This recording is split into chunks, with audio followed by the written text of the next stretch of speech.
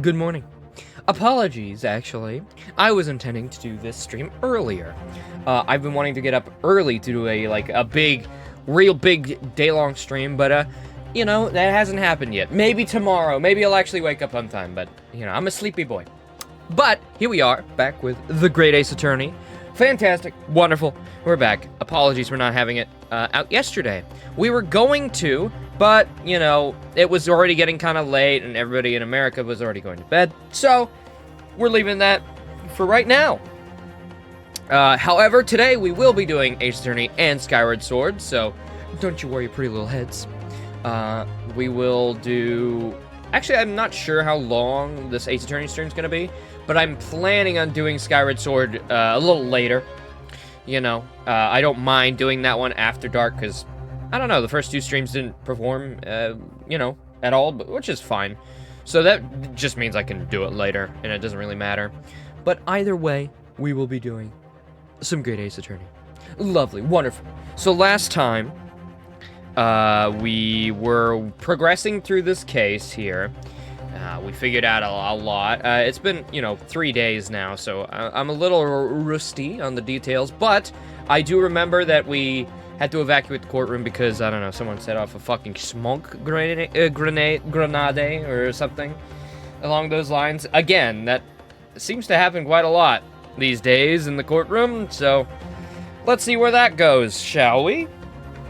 Yes, I might be still a little groggy. I only woke up like an hour ago, so, you know, there you go. Well, I'm hoping to do it much earlier tomorrow. I'm gonna aim for maybe 9 a.m. my time, maybe 8 a.m. I don't know, I haven't decided yet, but I really want to do like a early to late stream. I just feel like doing it. And I just been sleeping too much. I've been sleeping too damn much. What on earth just happened in there? Mr. Naruhodo, I've managed to find out what happened. Miss Susato.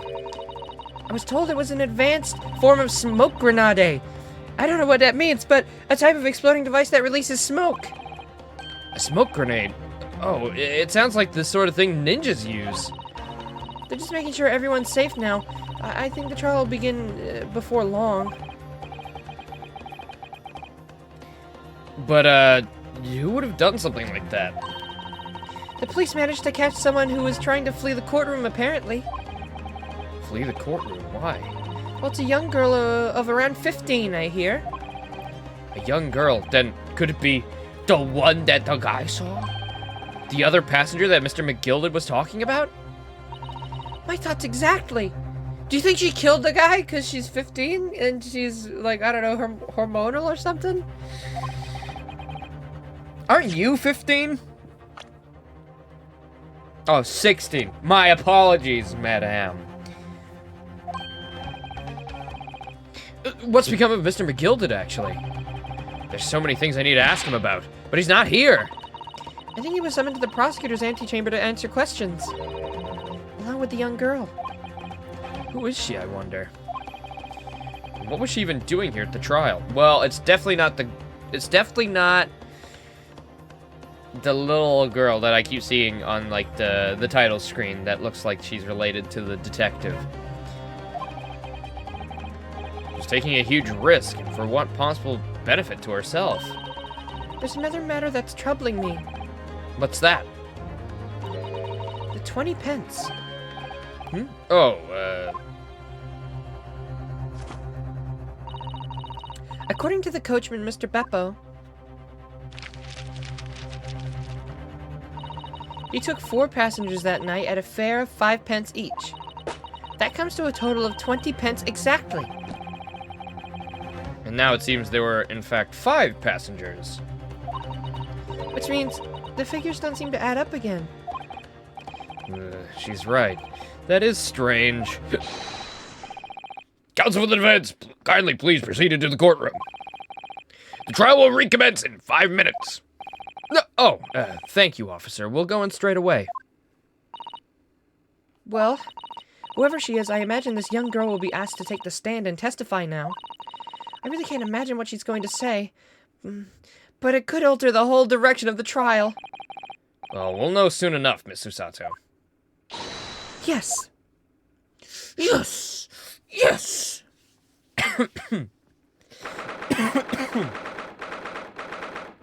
The 18th of February.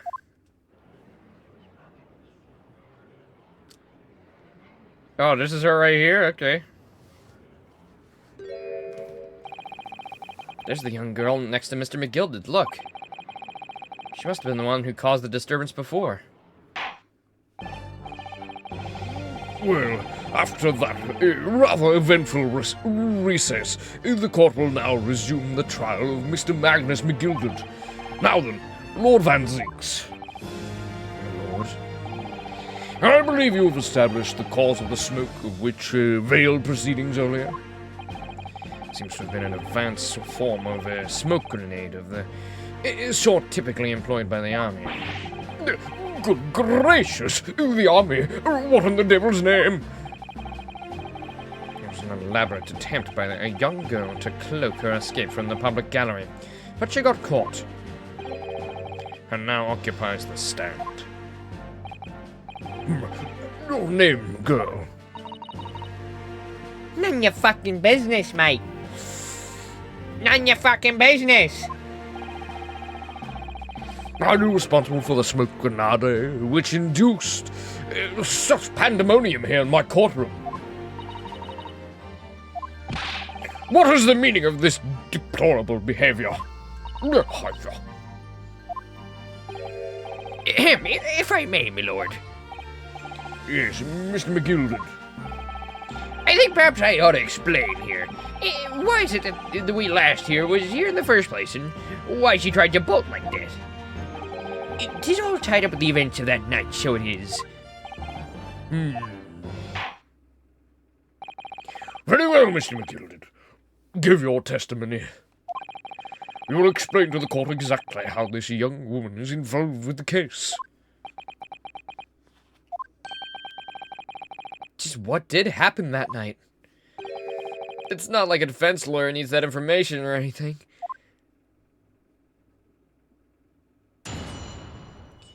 Witness testimony. On the night in question, I took the back seat in the omnibus and promptly nodded off. Then, beggar, a loud thud and a wee scream woke me up with a fair start.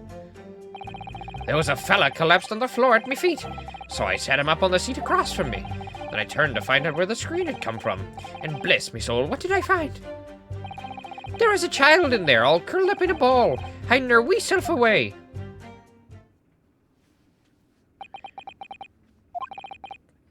I remain somewhat baffled, I confess, but from what I gather on the night in question, this young girl was indeed riding in the omnibus, is that correct?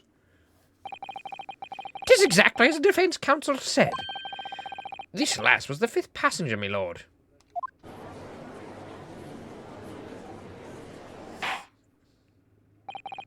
Very well.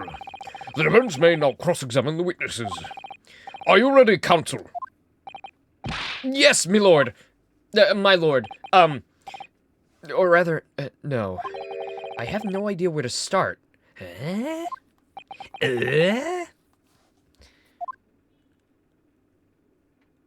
My eyes are still gunky. I knew I should have taken a shower. That would have been better. Maybe I'll do that before the Skyward Sword stream, if I can. We still only have 3 lives? Alright. Hold it! Hold it! And when you first got onto the omnibus, were there any other passengers already on board? There were not. The cabin was empty, and there was no one on the roof deck either. You were the first passenger, as it were. I see. Aye, and that's where I took the back seat as I did. 'Tis the most comfortable, so it is. Could you explain exactly what you mean by the back seat? By all means, 'tis how you already described it earlier. I'm talking about the seat opposite the one in which the poor gentleman was stabbed was sitting. Like I said, 'tis the most comfortable, and where I feel the most at ease. And of course, I enjoy gazing through the skylight from time to time as well. Hey, Big Boss.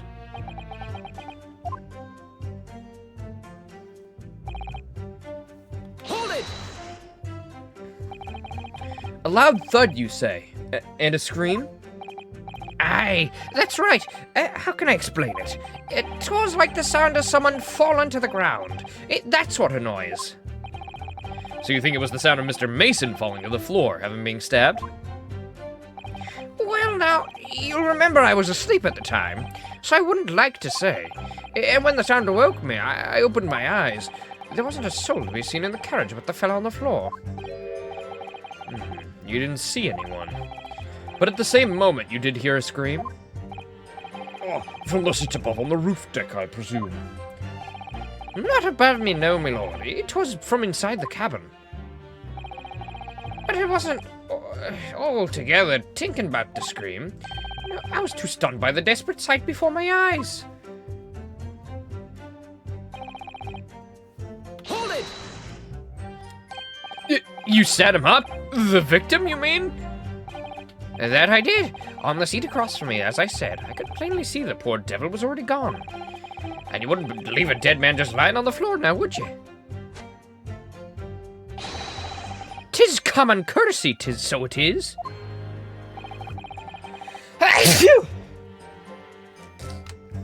Hooray! I'm allergic to the truth. Have I solved it? Well, I got 2 suspects, and one I haven't even fucking talked to yet, so. It's either Mr. Fucker trying to get his gambling money paid off, or it's this random girl who's been just thrusted upon us who tried to escape the courtroom. That's pretty sus, trying to escape the courtroom, you know. Ugh. Alright.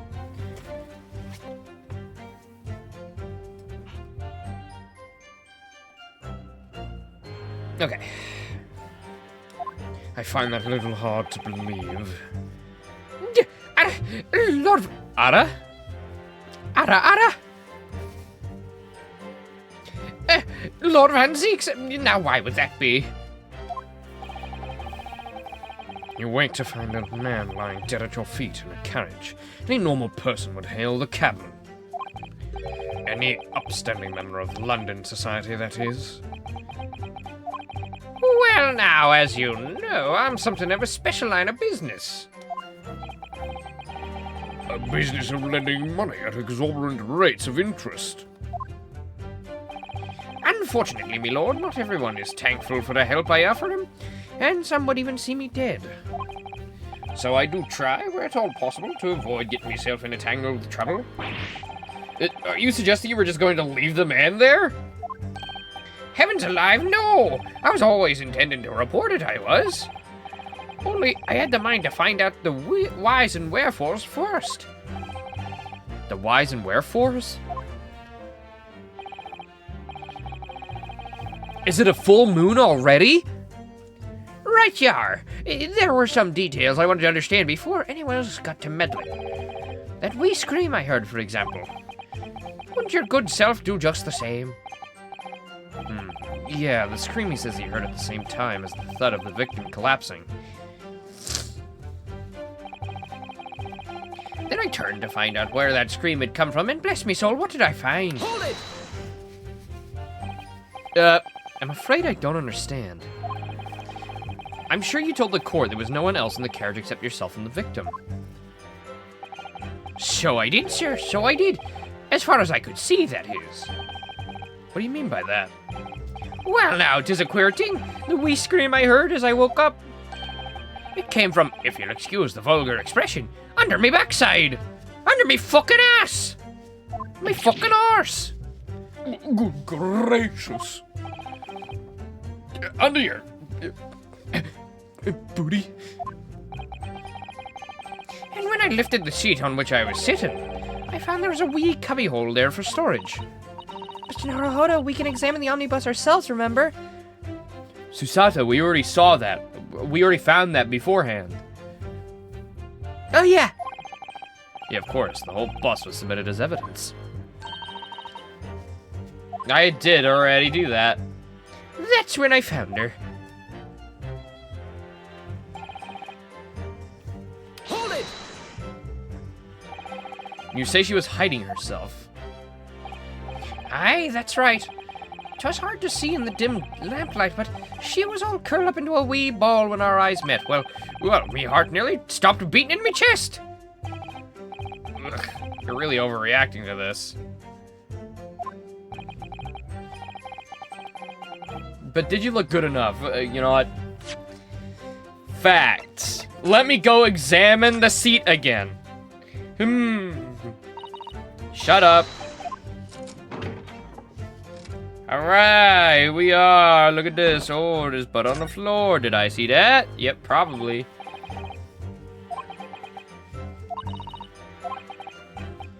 It looks so obvious. And yet Van Zeek's never made a mention of it. Huh?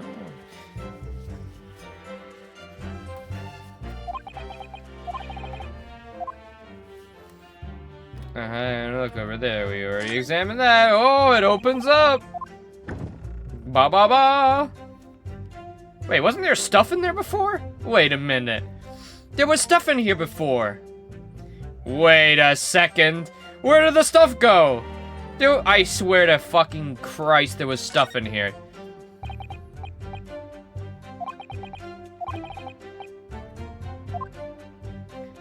Did she steal the stuff in there? Wait a minute. Wait a minute. That's fucked up. There was stuff in there. I'm not crazy. I remember that. Maybe they told me to look for a good reason. Getting rid of evidence, are we?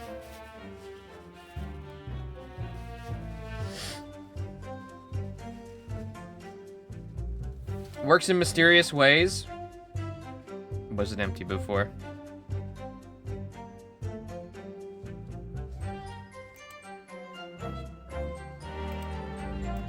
Hold on.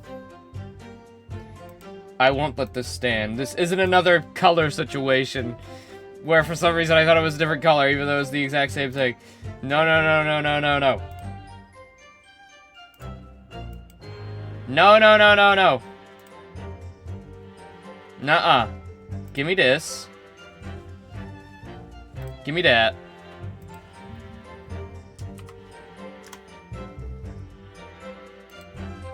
Let me mute that.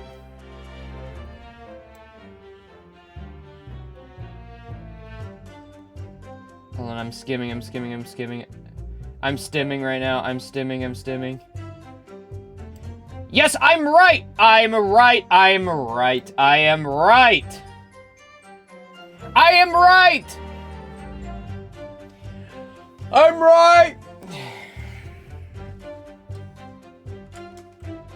You can't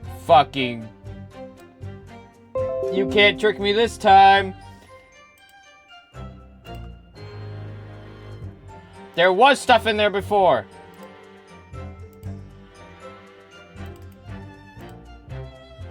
I'm a genius!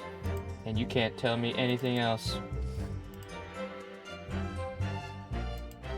See?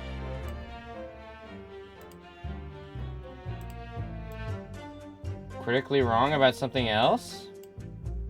What? What, the throwaway line about the evidence? Well, that wasn't said seriously anyway. But yeah, look. There it is. You got the treasure chest, the bag, the suitcase, and another bag.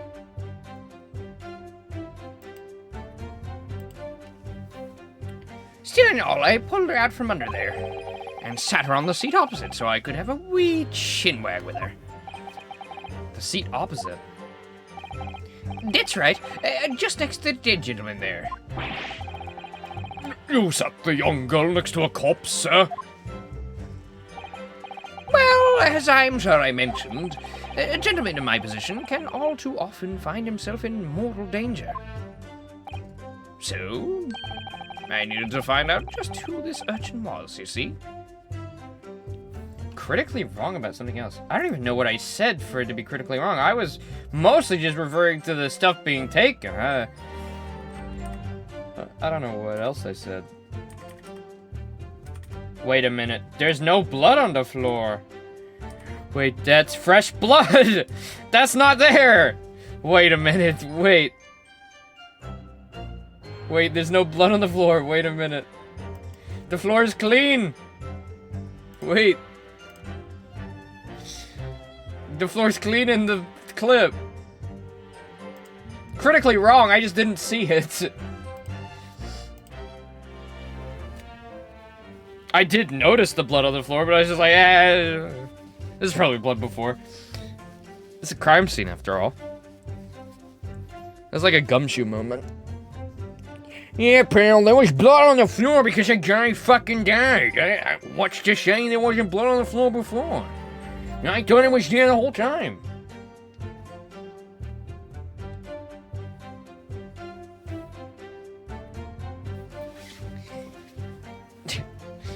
Yeah, listen, Listen, I'm an idiot, okay? What can I fucking say? It's been like 3 days. It's been 3 days, okay? Cut me a fucking slack. I'm not a genius. Only about the one thing I was concerned about. The cabin with the stuff in it. The little hidey hole. So I needed to find out who this wee urchin was, you see? While I was in the middle of talking with her, another scream, a fellow's voice this time. May there not be more stuff to look at? Oh. Okay, so this is Phoenix Ride Omnibus. Oh, maybe to the top. You don't have to say anything, you can just open the fucking door. The door is bented? Is that right? Was that always bent like that? Oh no, I think that might just be this cabin. It looked like somebody might have kicked it in, maybe. Actually, wait. Examine it, maybe? No, that'll just take us outside. No, I think that... I don't know, though. That looks a little fucked up. No, maybe that's normal. No, that's definitely normal. Okay. Well, you told me to look for stuff, and it looked like it was fucking kicked in, so... What? Go inside! What the hell are you saying?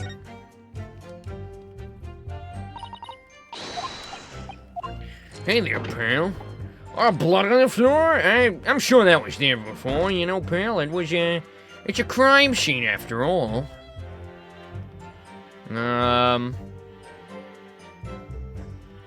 Well.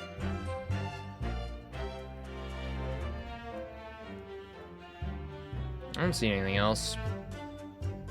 Ooh.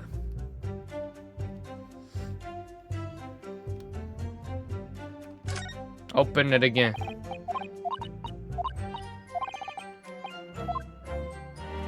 Open it! What are you yapping about?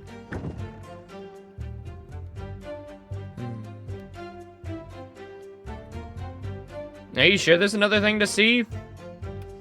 I don't see nothing.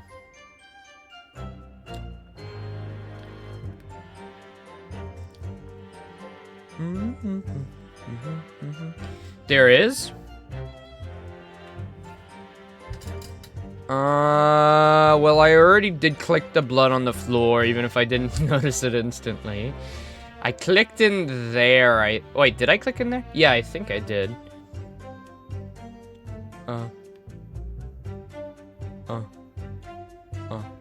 Do I need to examine it for it to, like, become an option, or is it just, like, something you notice it, you notice it? So I ain't seen it.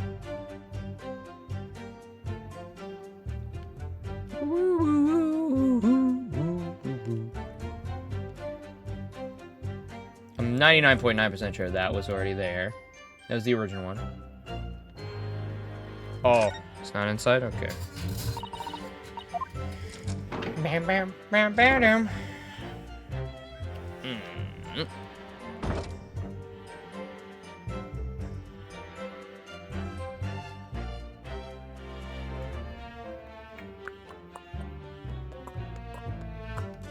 Do do do do do do do do.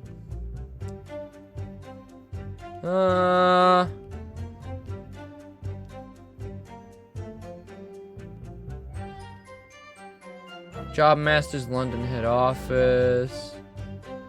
Yeah, okay, alright. I ain't seeing nothing. And the ornery.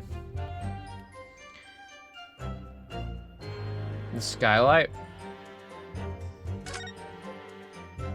You can certainly see the inside of the carriage through this opening, that's for sure. Yes, and there's a lamp in the enclosed cabin. So I'm sure the witnesses would have been able to see the quite clearly. It's not good for us. Okay.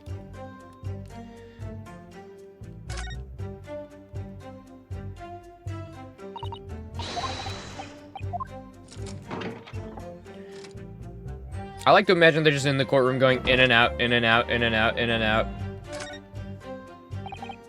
It's quite the large skylight, isn't it? It's quite large enough to afford a good view into the cabin from the roof deck. There doesn't appear to be a handle or latch of any description. So I suppose it can't be opened from the inside of the cabin, at least. You can open it? Well, maybe that's info we have yet to ascertain. Because it will not let me do anything with that.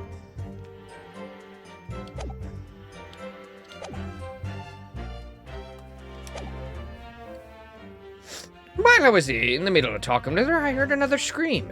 A feller's voice this time. Presumably that scream was Mr. First, when he was, who was sitting on the roof deck seats. Right you are again, I would say, sir. Looking down through the skylight, he must have seen this young girl and the gentleman with the knife in his belly. So you're telling me that guy in the fancy suit was this gal? Or maybe that guy in the fancy suit was the guy we were anticipating. But, I mean, that kind of gives it away, Big Boss. It is so it is him. It's him! He had a way to get down now? Okay, then. Like, bruh.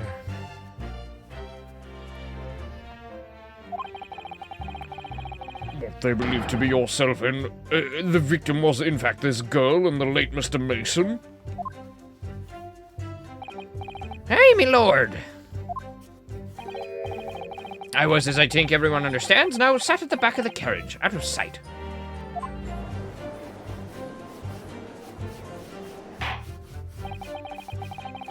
Tis certainly possible. The defendant is somewhat diminutive in stature, and readily confused, perhaps, with this young girl. After that, of course, with the scream from the gentleman over us, the driver realized something was wrong and pulled up the horses. Thank you, I've heard enough. The events as explained are clear in my mind. However, at least one conundrum remains. Who's the girl? Her name is Gina Lestrade, my lord. Gina Lestrade? She's a chancer, earns her crust among large crowds, relieving people of their purses. What's commonly called a pickpocket. What? This girl here, a petty thief?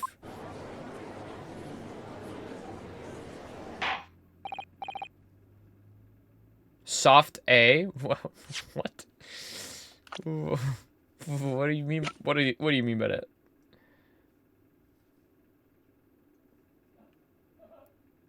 A young woman who witnessed the incident from her hiding place aboard the omnibus of the Nile murder.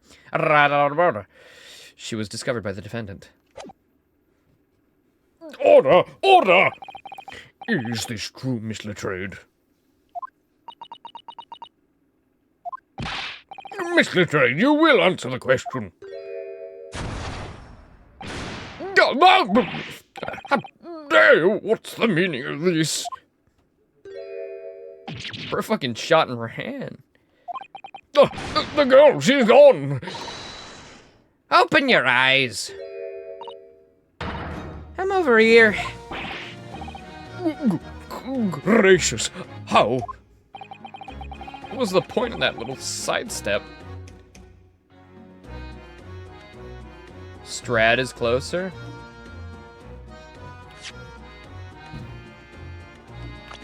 Oh, I'm pronouncing it wrong. Gina Lestrade? Strad? Gina Lestrade? I thought she was supposed to be 15. She's 17. I was gonna say, she definitely looked a lot older than 15.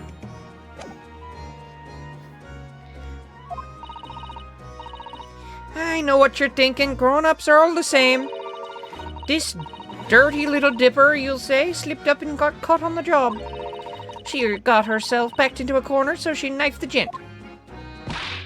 Go on, that's what's in your heads, isn't it? No, not at all. This is a court of law. We're here to determine the truth, not cast. Was that a fart bomb?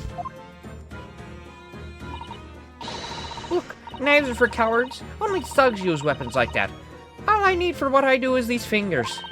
I'm a professional, all right? Maybe not in your eyes, but I got proud in what I do. I got pride in what I do.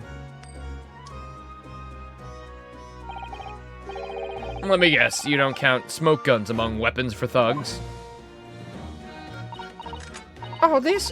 Yeah. This was in a bag I lifted the other day.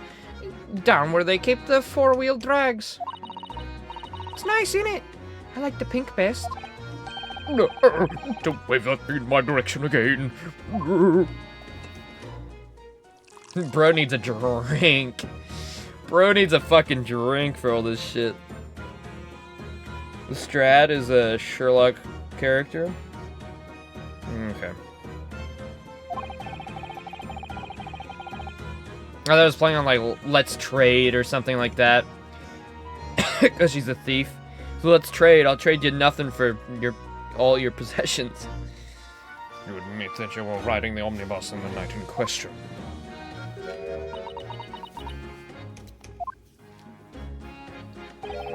"'Tis all right, lass. You can tell him the truth now." All right, yeah. Hey, it's just like the Irishman said. I knew he was Irish. The court accepts this girl, Miss Gina Lestrade, as a valid and significant witness in this case. Accordingly, young lady, we will now hear your testimony, if you please. You will tell the court exactly what happened on the omnibus in the night in question. All right, if I have to.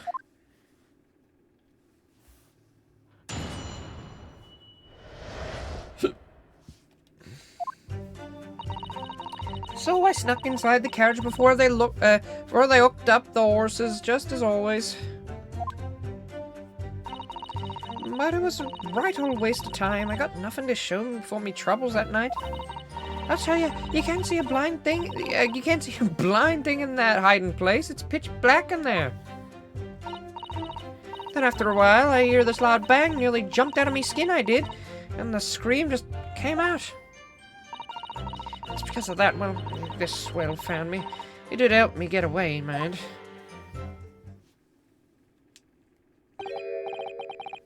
Yeah, he let you go.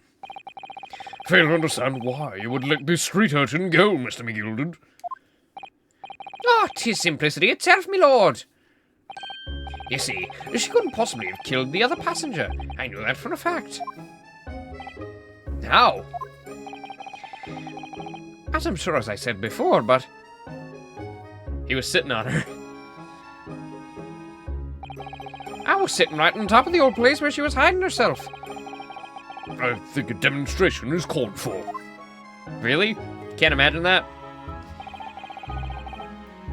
This is where I sat that night. And the cubbyhole which you've spoken is underneath this seat, I presume?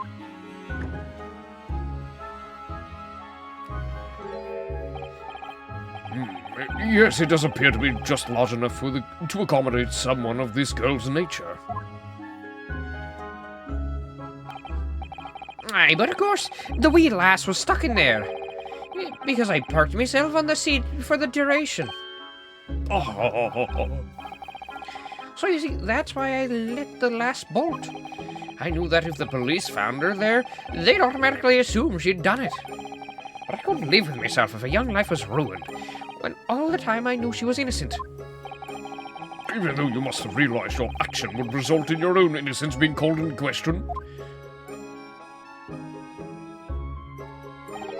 Not at all, my lord, not at all. Juror number 1 really found that interesting. I knew in my own heart that I was innocent. So I thought it was worth taking on a hunt amount of the good name for the sake of this less fortunate lass. My goodness. What a perfect gentleman! Lord, this fine example of a man cannot possibly be guilty of a heinous crime like this. I'm ashamed of myself for ever doubting you, sir.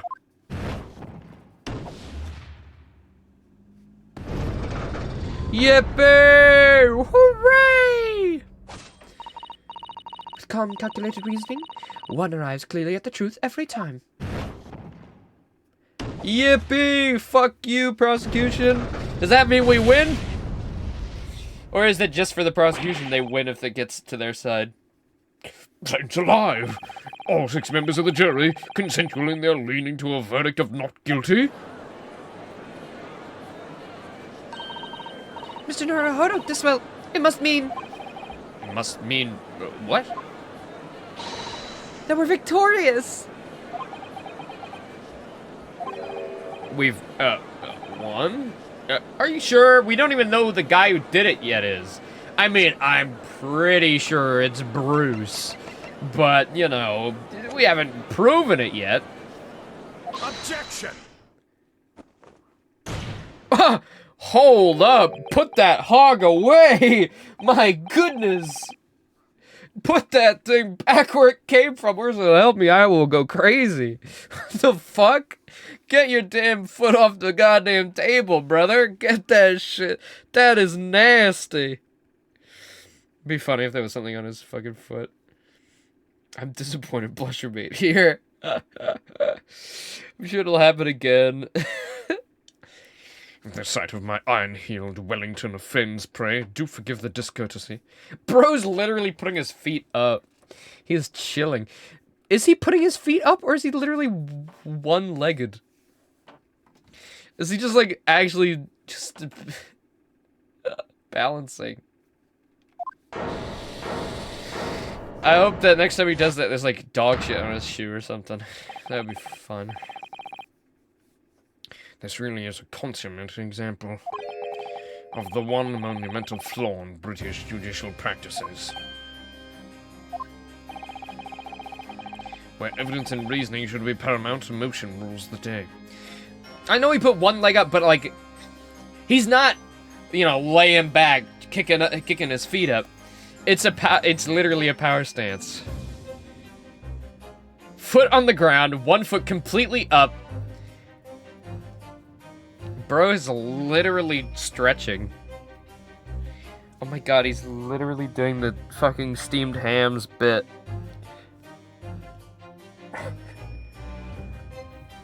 Seymour? Just stretching my calves on the windowsill. Care to join me?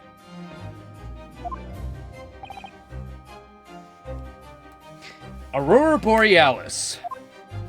At this time of day, in this part of Britain, localized entirely within this courtroom. The witness's latest statements give us a clear insight into his true nature. What do you mean? I thought we were having steamed clams. No. Steamed hams.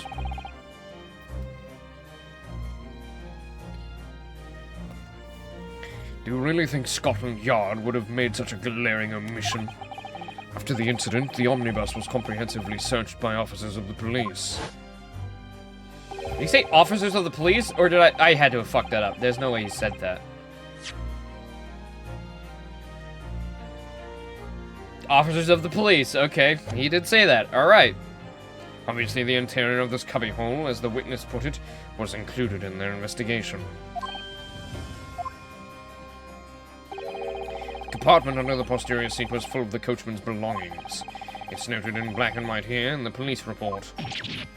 Good Lord! Evidence has been tampered with. In order to corroborate with Mr. McGildy's story, someone has unlawfully removed everything from under the seat. What?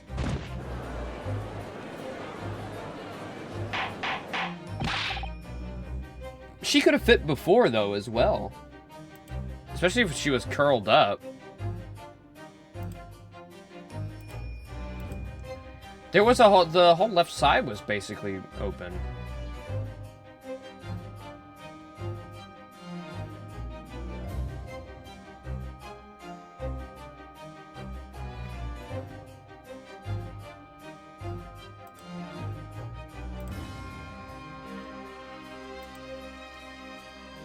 Sorry, I'm just changing my YouTube stuff. I had to go into my VOD channel to get that. Okay. Order! Order!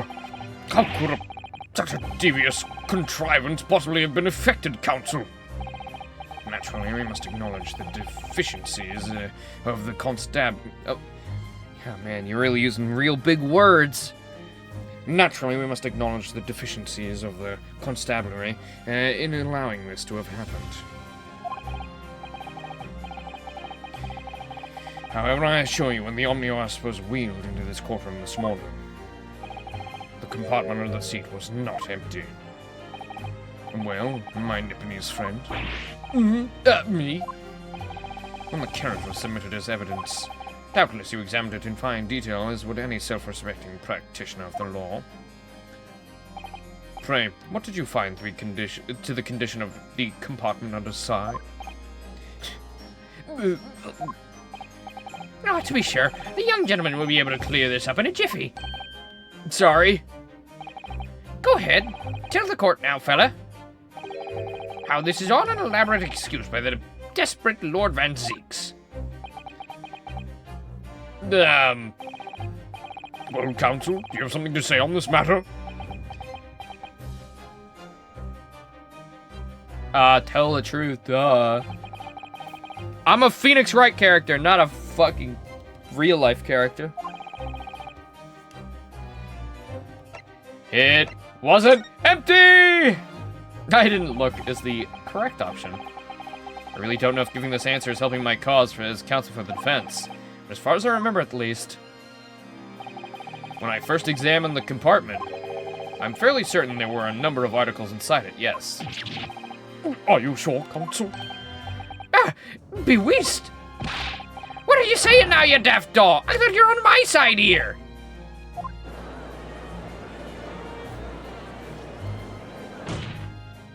I believe in your innocence, and that doesn't need to be... There doesn't need to be lies covering that up. There's something else going on here that I don't like the whiff of. What game are you playing? Your task is to defend the man in the stand. Why would you say something like to compromise his position?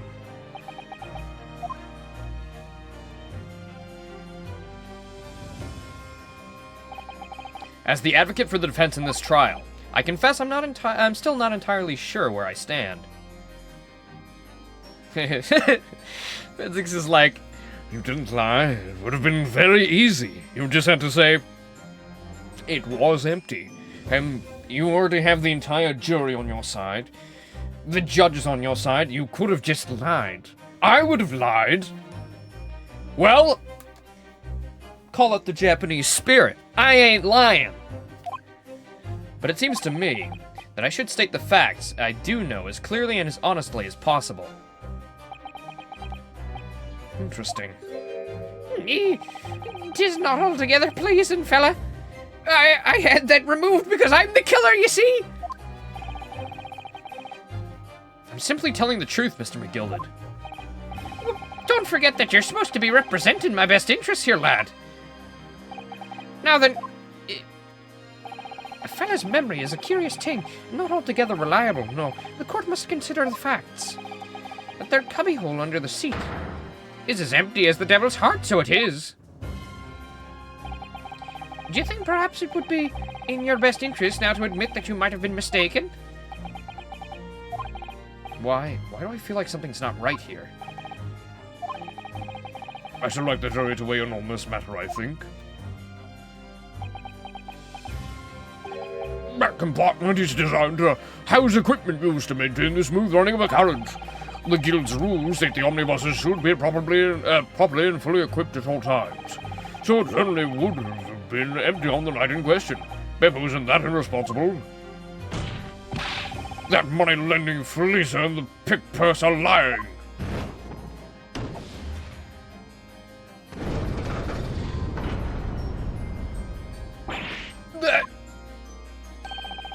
I can't believe I was nearly taken in. The stinging rich are always stinkers, but nothing but cowards, the lot of them. It's a trick! Of course it's a trick!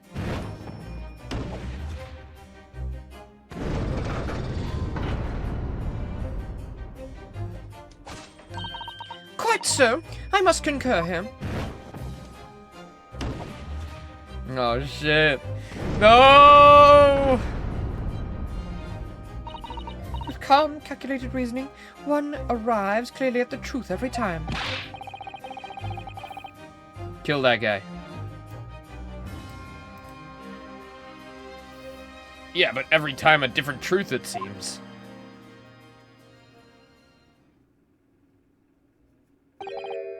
My lord, I humbly exhibit the scales of justice.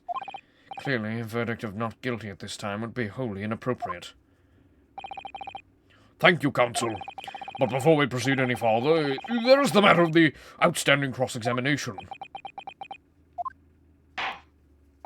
Counsel for the defense, begin your questioning of the witness, please. Yes, my lord. What just happened?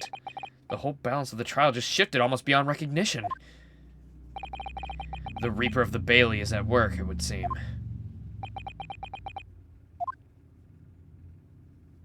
I mean, we kind of did that. It wasn't really his. It wasn't really his doing. Like, it was us. So I snuck inside the carriage before they hooked up the horses, like always. Hold it! So, you were already in the omnibus before it even set off its run? Well, yeah, I mean, what's the point in spending a joy to make a few bob, eh? That's a rum idea, innit? I suppose she means there's no point in spending money to make money. It actually makes sense. Counsel, may I remind you that this girl is a petty thief? Kindly refrain from entertaining her tenants. Well, that does clear up a little of the mystery of the fares and all. 4 paying passengers at 5 pence apiece, making the 20, to which the cabman testified. And what a little scapegrace riding for free. The right conk of a driver always goes for some grub before his last run, see? So that's when I slip into the carriage and get myself in under the seat. Nice and easy, right? But your hiding place is a storage compartment, full of equipment for the coach, no?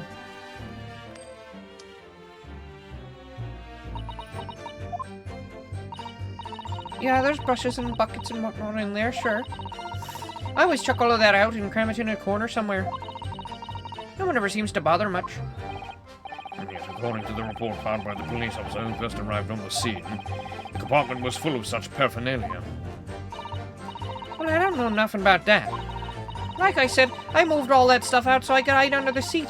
That's all I can tell you. It seems we've reached the end of that line of inquiry.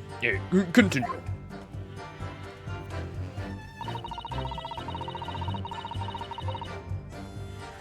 But it was a right old waste of time. I got nothing to show for me troubles that night. I tell you, you can't see a blind thing in the hiding place. It's pitch in there.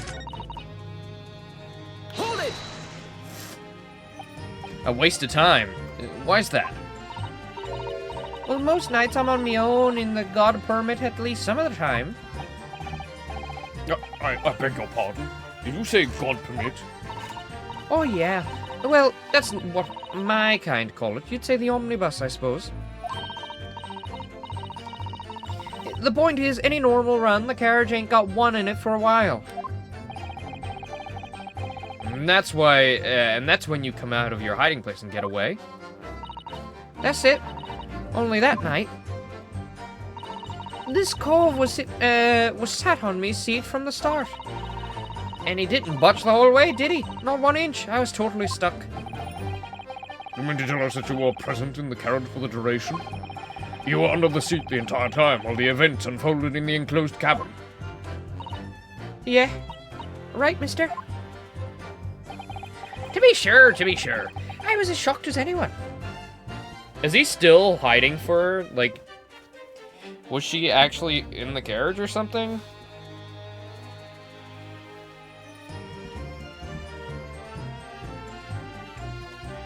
Seems he's covering for her, maybe.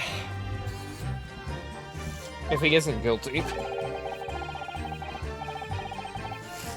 You don't expect to lift the cushion you've been sat on and find a child now, do you?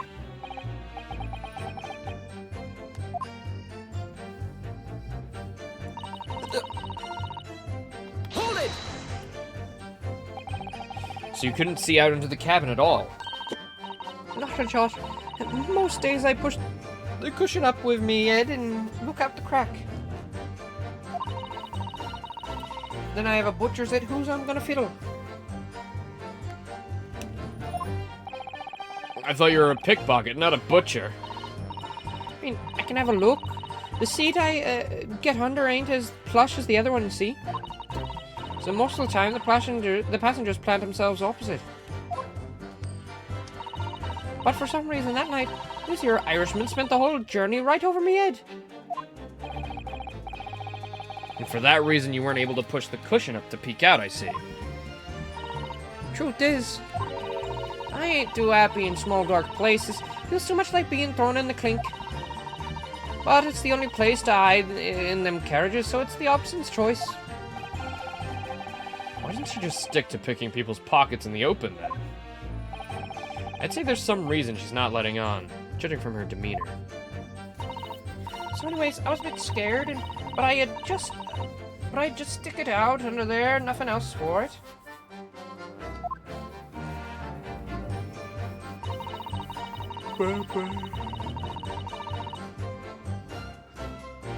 Hold it! When you say a loud bang, do you mean the noise of someone falling to the floor? Could have been, I suppose, but I don't remember so well. Point is, it made me jump. And you let out a scream involuntarily. That's right. And then I felt the cushion over me head get lighter all of a sudden. Presumably when the defendant got up in order to help the victim, yeah. Or not. It could even be the moment the accused stood in order to stab his victim, could it not? Well, girl, did you see what happened in the crucial moment? Yeah, I saw it. I pushed up the cushion and had a quick butcher's while I had the glance, didn't I? The Irishman was sitting up, the bloke who had fallen over the seat the opposite. That matches Mr. McGilded's account, of course. But then, the fellow suddenly turns around and looks at me, right at me. I sank back down again, but it was too late by then. I never should have risked looking.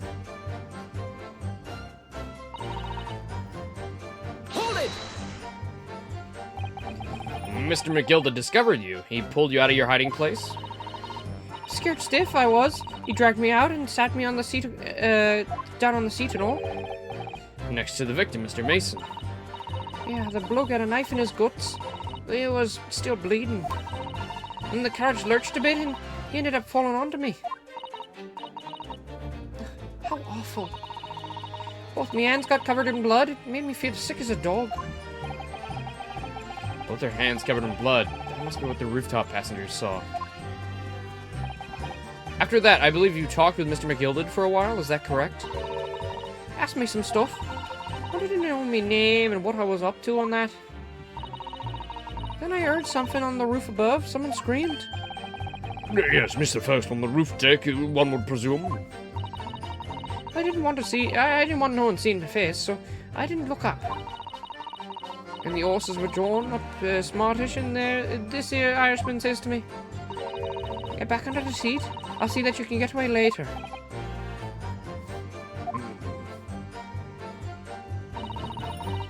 All 6 members of the jury had decided the defendant was innocent. For one brief shining moment, yeah. It's clear that they're still very unsure. If we could just find some conclusive piece of evidence among this new testimony, sure we could clinch the verdict we want. Yeah, I think you're right. I have this feeling. Something's bothering me. I just can't put my finger on it.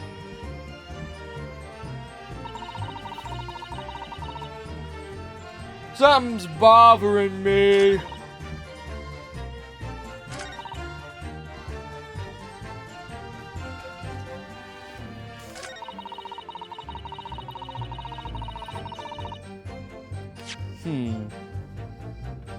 Do do do do do do do.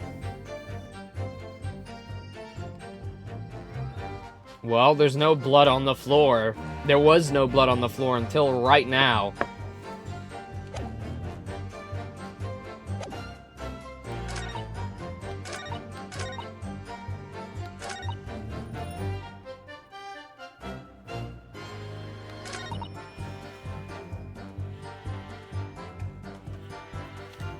They hooked up the horses, like always.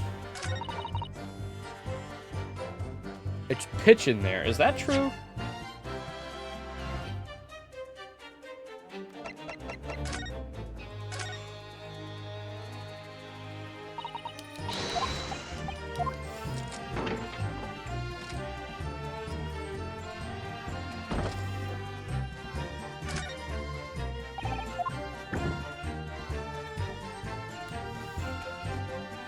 Yeah, it would be pitch black in there, yeah. That's true, there's no hole or anything.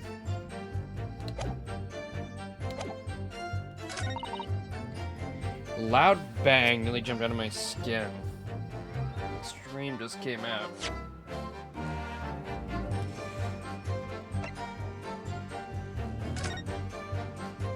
Step one, so stream internal hemorrhaging. Ugh.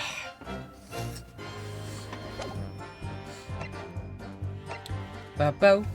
Bow bow. Bow bow. Face is partly obscured by an old crooked hat.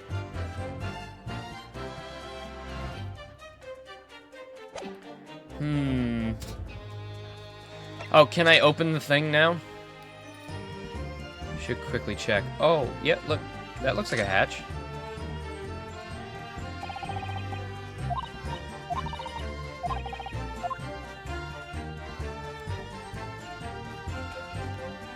I definitely see something to open it right there. There's a little mechanism. Won't let me interact with it, though.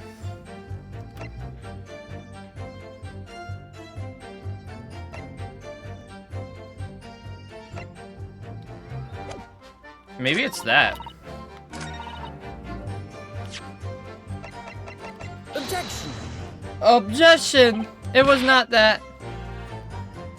Objection!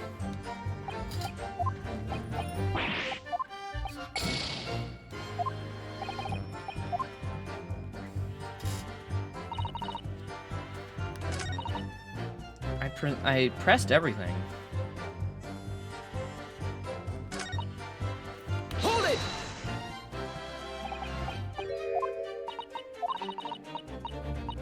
I don't think he reacted at all.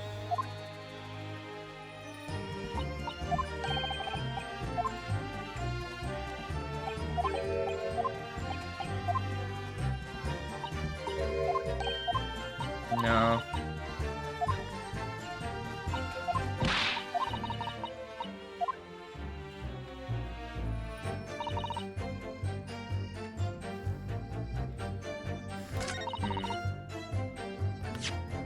Bang, nearly fell out of my seat. Objection! I don't know what it is.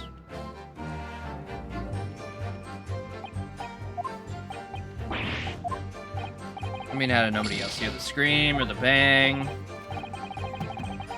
I need to turn on my fan. I'm getting hot. I'm getting hot. I'm getting hot and bothered.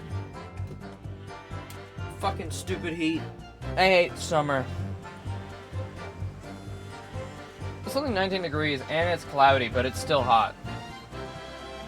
It's bullshit. I need to clear my head and come at this from a different angle.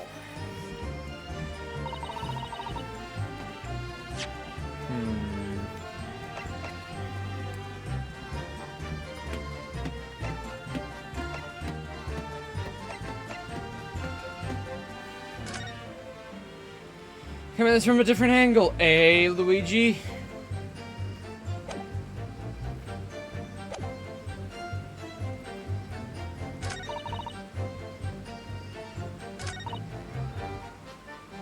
Scream just came out.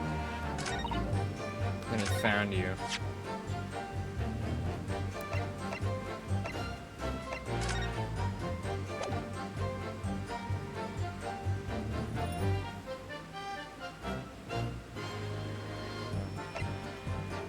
Do do do do do do do do do do do do do.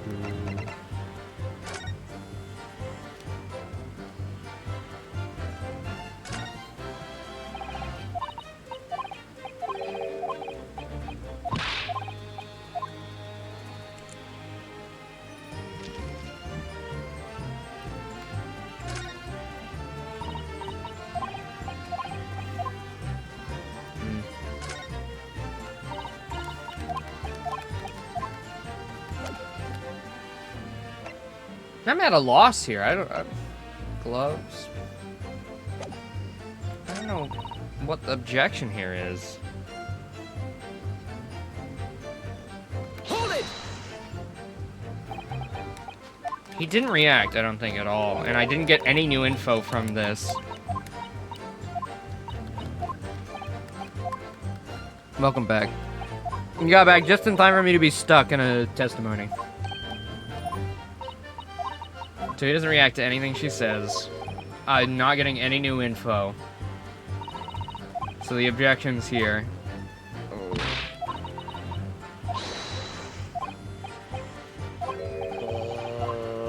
Something's bothering you. Well, it would be great if you could say something then, you jackass. Snuck inside the carriage before they hooked up the horses, like always. Is that it?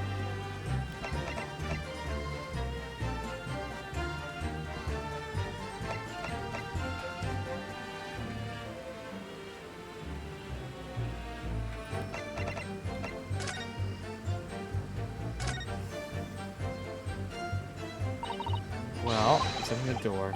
Need a murder. It's horrible. There is a lock on the door. I saw that. Well, maybe, I don't know. Maybe that's just the door mechanism. Maybe it's not even a lock.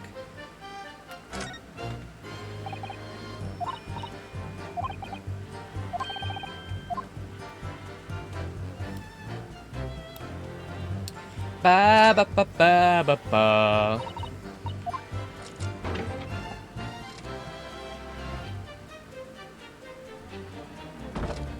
I see the latch right there, but I want to examine it.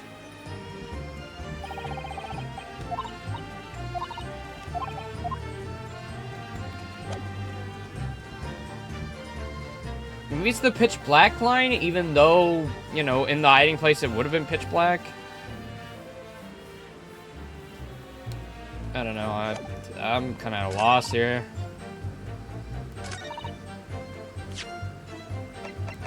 Objection! Yeah.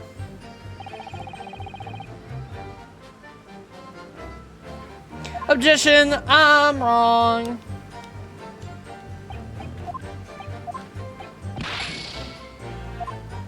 I hope I pressed all of it. I'm pretty sure I did. I feel very foolish if I didn't. Guilty! Guilty. Oh, shit. Guilty. Guilty. Guilty! Guilty. They all said guilty. They all said guilty like that.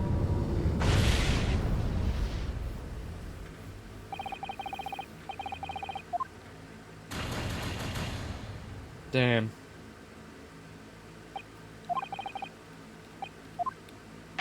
Bonk. Oh, that's way faster now. That's nice.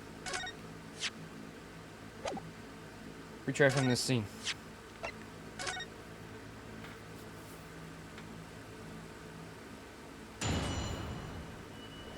Oh, did...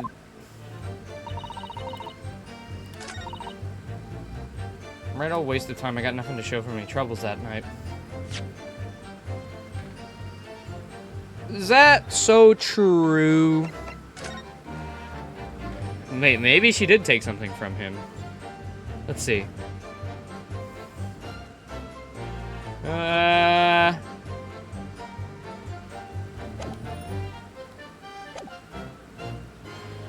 The neckerchief kind of looks like that. A little bit. I mean, maybe? Objection. No, okay. You stole that neckerchief, didn't you? Fuck!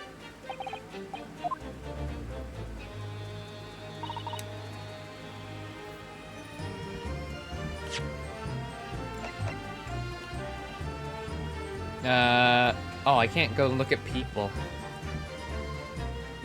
I wanted to cross-check his hat with the hat of first. Looked a little similar.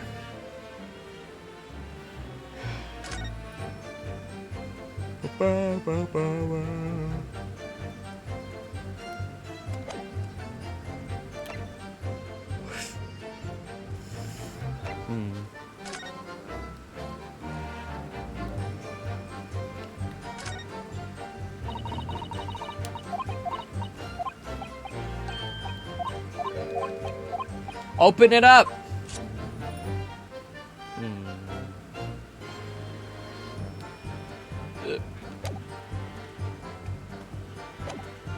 Oh, man.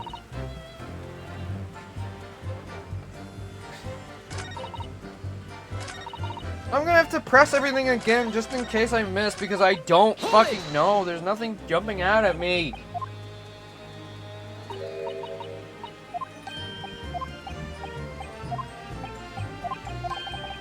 He speaks, but it's not like a reaction.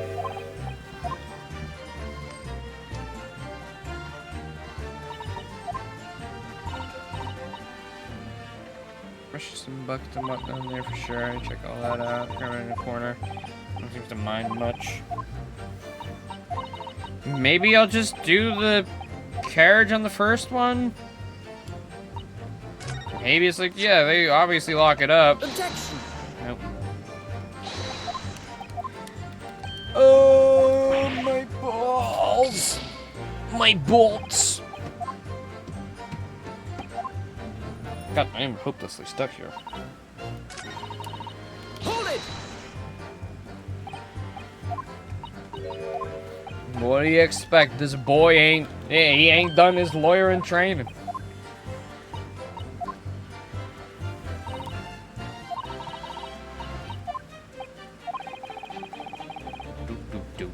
Do.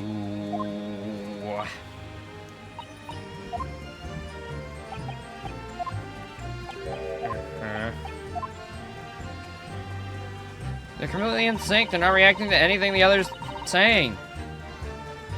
Hold it.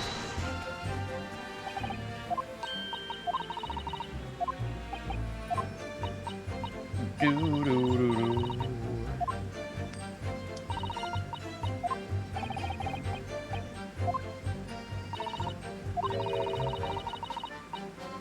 Seriously being thrown in the clink. The only place to hide in them carriages is the opposite shows. I did present the omnibus to that statement, I'm pretty sure. I hear this loud bang.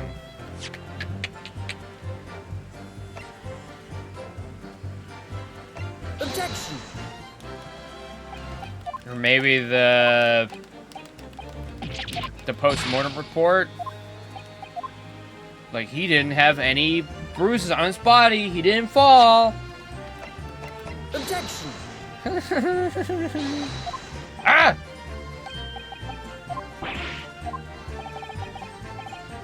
I really hope this objection makes sense. The video you're looking at has McGilded react to something she says. Bro, she is not reacting. I'm pretty sure... Oh my god, what one? This one, maybe? I think I redid that one. I was looking very carefully. Alright, did I miss it? Please. Please do something! React! Please, channel your inner react tuber and react right now. Try not to laugh challenge.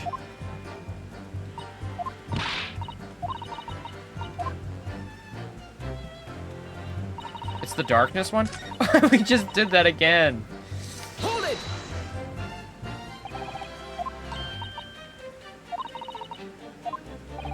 Maybe I'm skipping past the dialogue too much. If you skip past it, he doesn't react or something?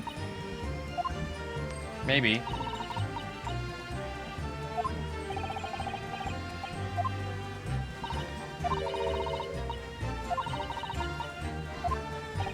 He is very straight-faced.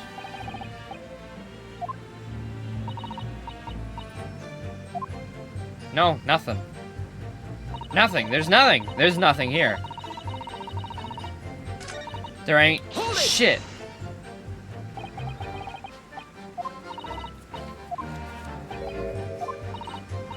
Bro ain't reacting. He is blank face, poker face right now.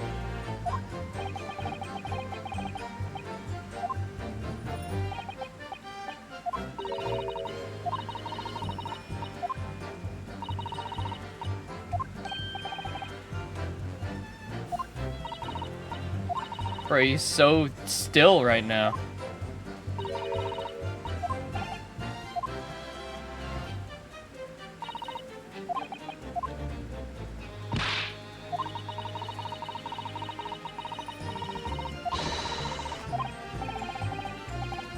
Inclusive piece of new... You're literally asking me to get new evidence and there's none being had. Blah. Press every statement? I've pressed every statement like 5 times. I'll do it again. I'll do it again!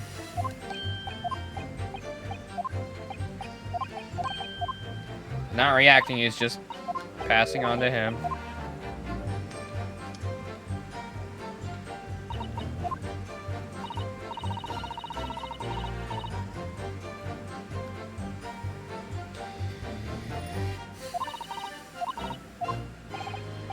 Maybe me, like, dying, reset it or something. I can still skip past the dialogue, though, as if it's not my first time saying it. Hold it!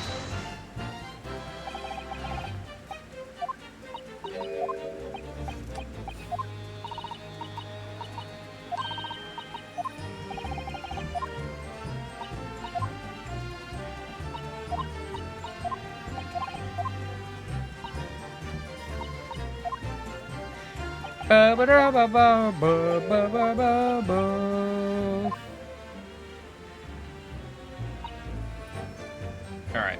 Hold it! I feel like I've hit everything again. Let's see, does he react? Does he react, tuber?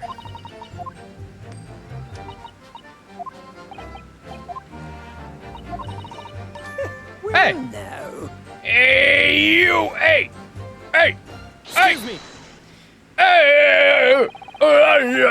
Hey! Is something wrong, Mr. McGilded? Oh, do apologize. Was there something the matter, Counsel? Just wondering if Mr. Lestrad's last comment made something occur to you, perhaps.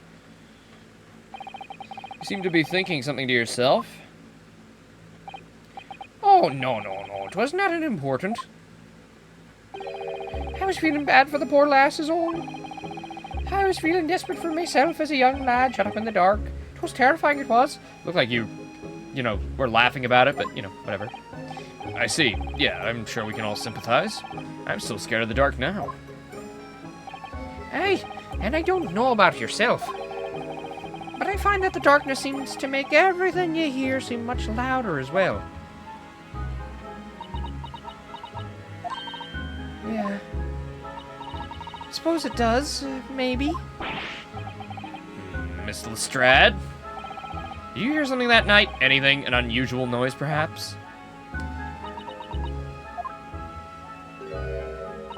Nah, not really. All I could hear was the Irishman snoring. Jeepers! There's no need to tell the whole world about me foibles, you little scamp. What a pity. If only Miss Lestrade had heard something, it might have given us a vital clue. Yeah. What should we make of that last statement of hers? It's profoundly important.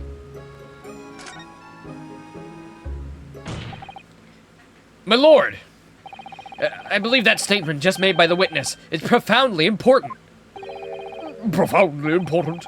But all she said was that she heard nothing. Yes, which is the profoundly important part. I'm almost sure of it. I'm almost sure that I don't understand the inner workings of your Eastern mind, Counsel. Well, nevertheless... Miss Gina Lestrade, you will supplement your formal testimony by repeating that last statement, please. What? Supplement? What are you on about? Don't give me all your fancy talk. I know what you're trying to do. Well, it won't work on me. That's right, insult the judge. Always a good move.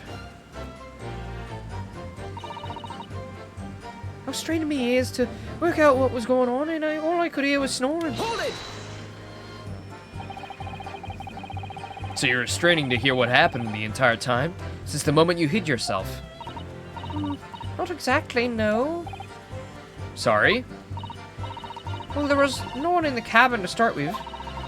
I could just push the cushion up and have a butcher's to see what was what. Well then, when I saw the swell get on, I got me head down so he didn't notice me. Mr. McGilded sat on the seat on which you were hiding, correct? Yeah, would you Adam and Eve it, eh? What a mug. So then all I could do was listen. I was waiting to jump out of there as soon as I heard him leave, you see. But would he? Not likely. Even though we stopped here and there, I never heard the door open. So I just had to stay put and listen to him driving his pigs to market, snoring like an old dog he was. Are there any conclusions we can draw from that, I wonder? It doesn't add up. It ain't adding up. Miss Lestrade, what you've just told the court is clearly at odds with the facts. Because if no one was in there, he got in. Where does the victim come into play? How did the victim get in there then?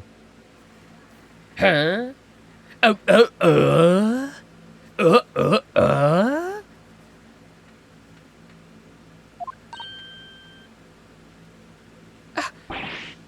odds. Are you sure, ma'am? Absolutely.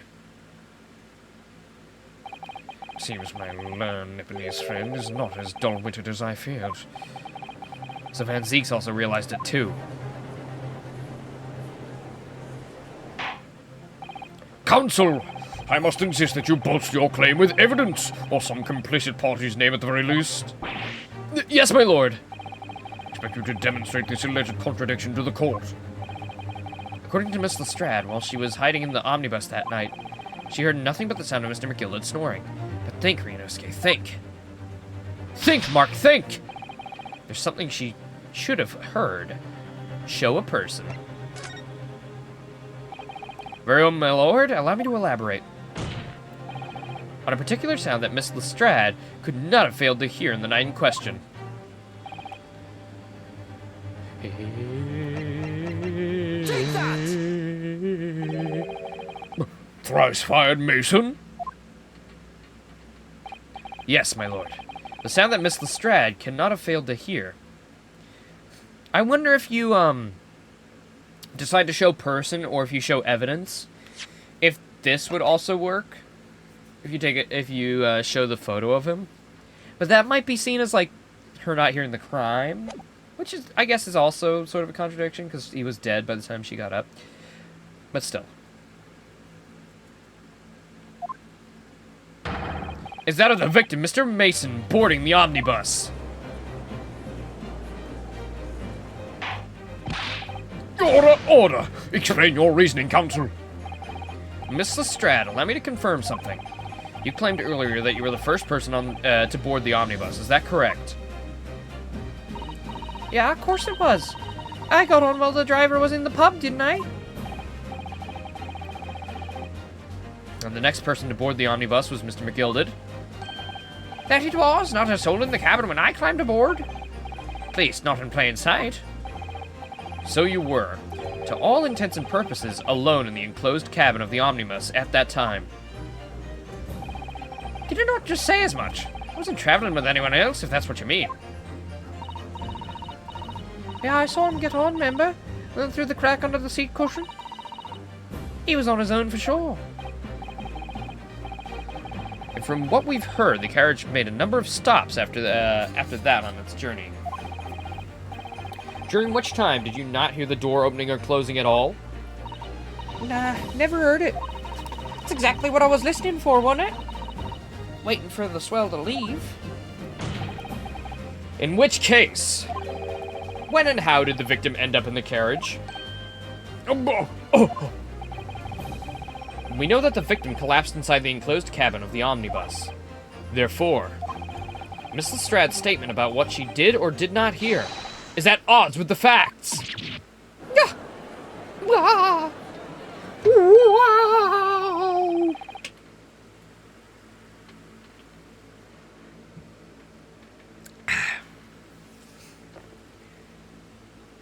Yes, this petty thief's statement is clearly flawed. Lord Van Zieks. Yeah, he knew. He knew all too well that there was an inconsistency in Miss Lestrad's statement. It seemed the words of thanks are in order for my learned friend. What are you talking about? You've demonstrated matters impeccably. This witness and her colorful statements are entirely unreliable. Her words are convenient untruths, nothing more.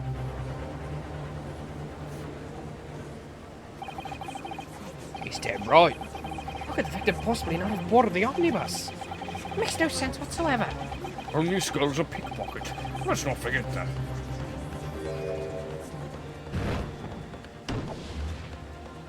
Grandma just went guilty without even saying a word. She didn't even say anything. You didn't want to judge the dear little mite just because she has some rather naughty ways. I might say. I can't abide liars. And neither can I. Mr. Foreman! I don't want to judge this girl just because she has some less than sonorous ways. But I must say, I cannot abide liars. We just got our little maid. Please don't. Mr. Naruhodo, that's 5 jury members leaning towards guilty. Need a fucking drink. Well, your consideration for others is refreshing, my Japanese friend. To the considerable troubles you have spared me.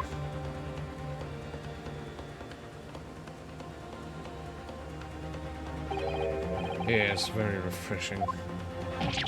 Nah! What are you playing at? Have you forgotten who you're working for, you useless Eastern Ataman? Oh, this is carnage. It's perfect. Juror number 2 is the only one left. Mr. Naruhodo, the way this is going. I know. If we can't find some new way to convince everyone of Mr. McGilded's innocence, the judge will rule and we'll have lost. I very much want to believe the words of the London's most respected gentleman, but those of us in the service know we must accept hard truths. Uh-oh. Hold it! Hold it! Wait a minute!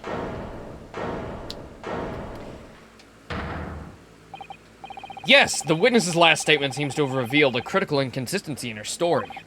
However, if we consider the possibility that her statement is in fact the truth, it may shed an entirely new light on this whole case. What are you saying? Counsel! I'm sorry, sir. Whatever do you mean? Counsel, I will not tolerate you attempting to prorogue my... prorogue? Wow, that's a new one. My... adjudication. Adjudication? Yes, yes. Explain yourself at once! At once! When the accused boarded the omnibus on the night in question, the victim was nowhere to be seen.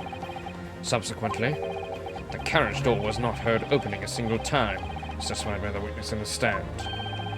Yet the victim's body was found inside the carriage.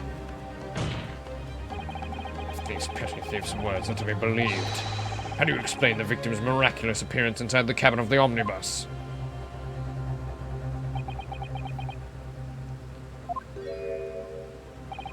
There's only one way to explain how the victim came to be inside the carriage. There's another entrance. If the door wasn't opened even once, the only explanation is that the victim entered the enclosed cabin some other way. Can I examine the thingy now?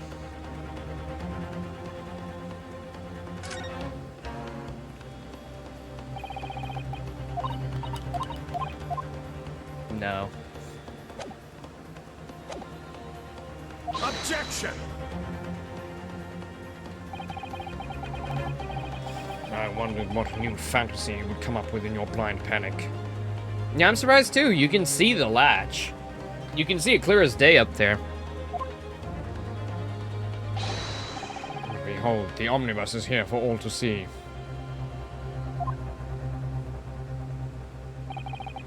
Only one side of the enclosed cabin is furnished with a door. The other only has windows. Fixed windows which cannot possibly open. In short, there's no entrance to the cabin other than the door. Objection! But there could be. There's one possibility you haven't considered. Oh, really? Yes, one other way inside that isn't the door. Another opening, the use of which allowed the victim to appear inside the enclosed cabin. I can't believe we're having two locked room mysteries in one. Like, one after the other. Not in one, but, you know, in a row.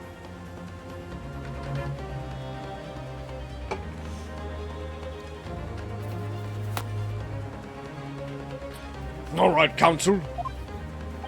The defense will identify the location for the court.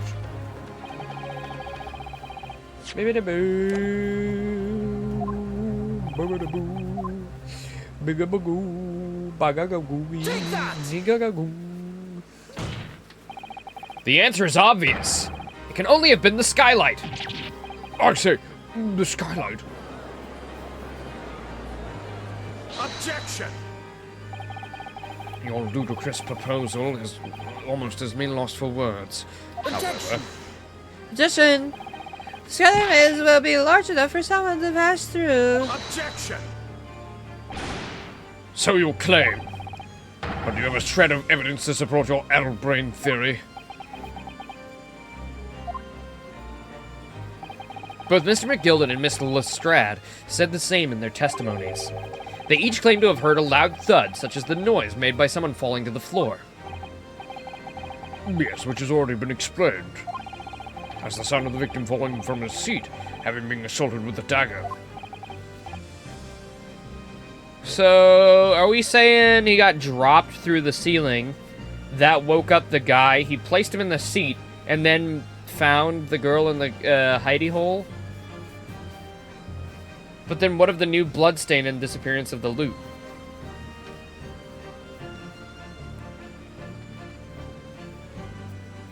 I mean, it does corroborate their story of him falling, but...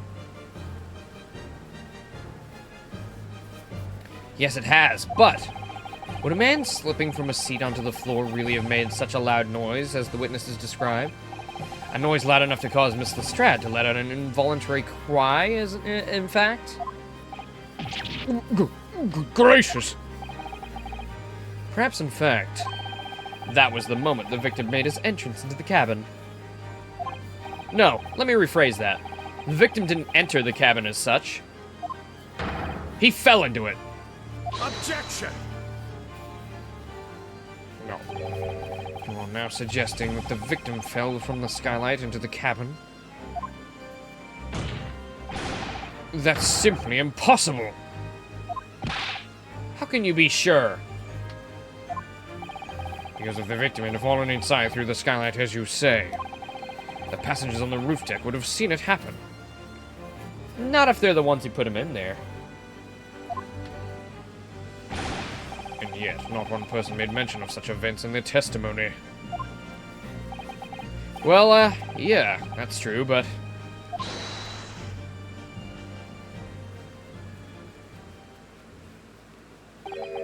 Might a humble fella make a wee comment here? Mr. McGilded!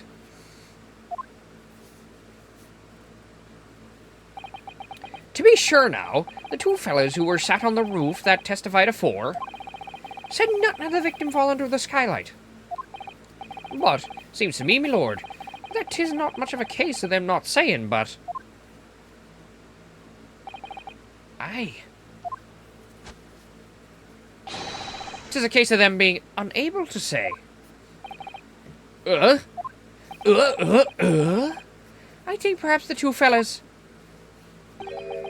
do behave in something of a compelling reason not to have mentioned what happened.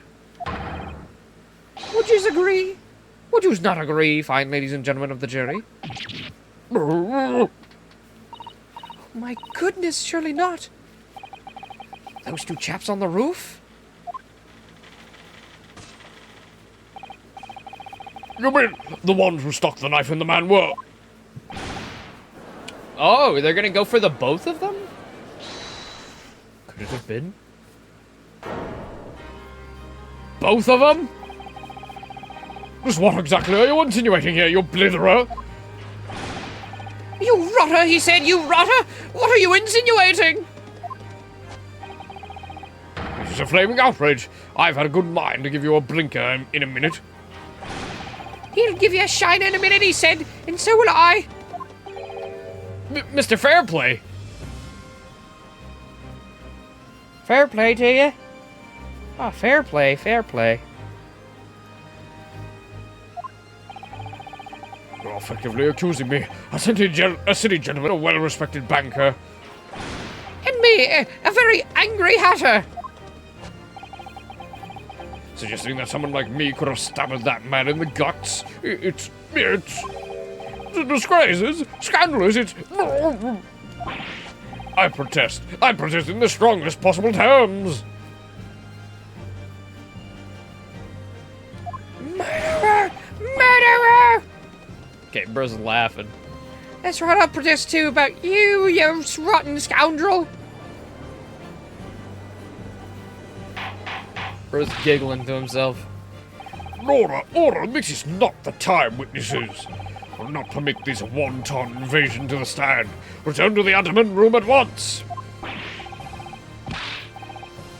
But this is beyond reason, my lord. It's outrageous. It's very hurtful, you know. My lord, if I may comment. Go ahead, Lord Van Six. It was the defense that incited this outburst from the witnesses. My learned friend has seen fit to abandon all protocol and accuse the witnesses without proof. No, I didn't say that. That was the that was the defendant that said that. Accuse. I never intended to. Seems, young Nipponese, that your command of the English tongue is wanting.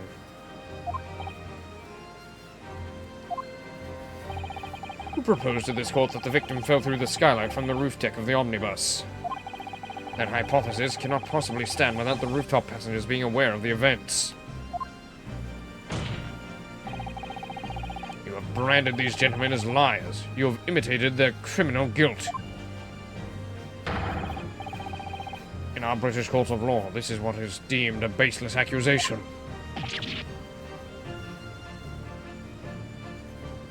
So what? You've been making baseless accusations this whole time and nobody said a word. I know I was rash to put this idea forward without any actual evidence, but you can't just dismiss it without a second thought. What are we wasting time for? Get them to testify. I thought there was something fishy about that hat from the moment I laid eyes on that fellow. I have to see this matter through one way or another. There's filth and rubbish in our midst. We must dispose of it at once. Yeah, testify! Testify! Testify! Yeah! The jury's on our side, baby! They're in a complete frenzy. Mr. Fairplay, Mr. First. My lord.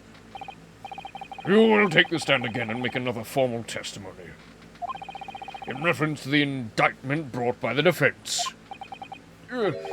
Yes, my lord. I didn't come here for this.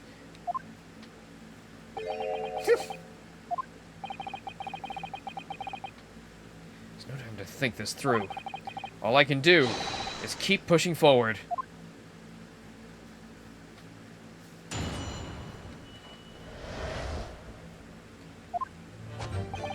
We were the only 12 people up on that roof deck.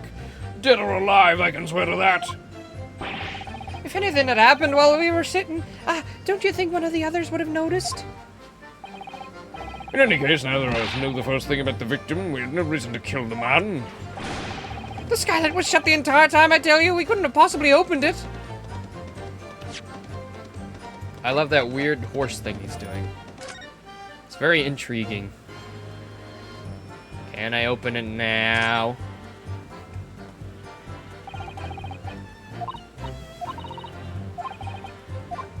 Nope. Nope, I cannot. What about from the bottom? Even though clearly the latch is on the top.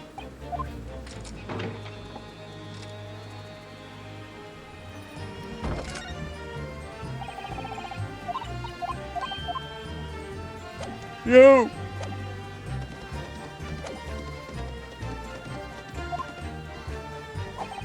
If you're so sure the victim fell through the skylight, where's your proof?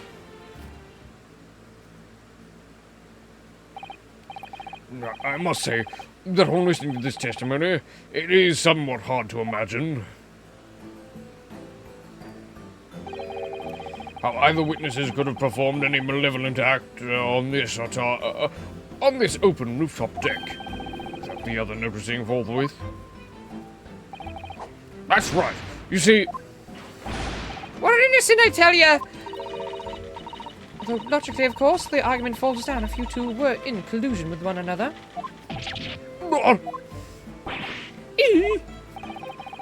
According to investigations by Scotland Yard,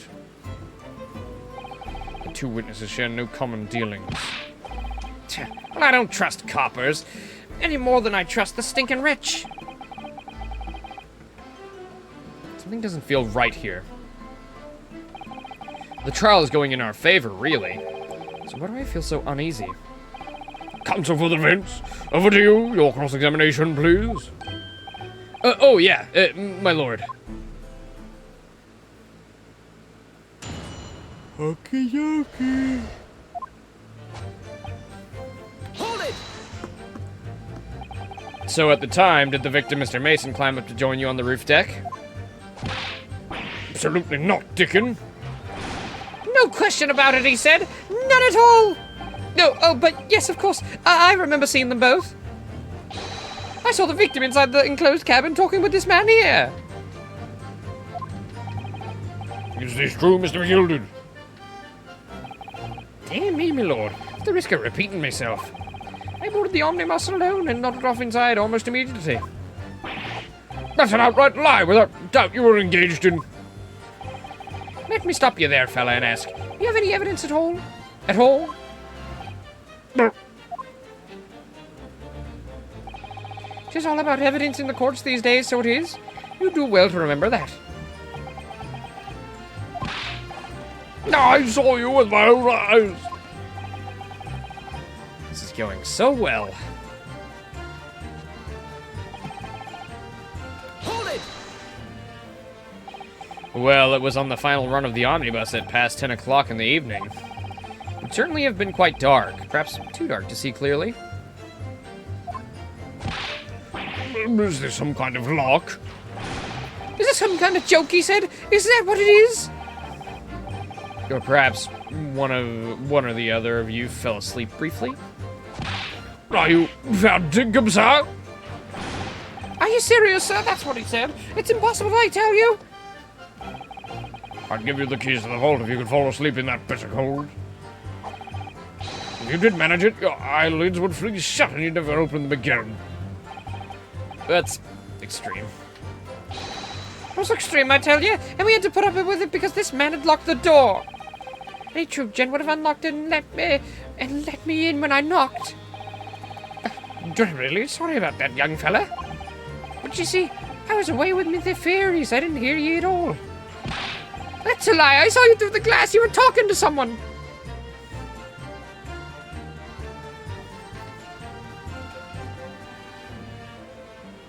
Sorry, hold on.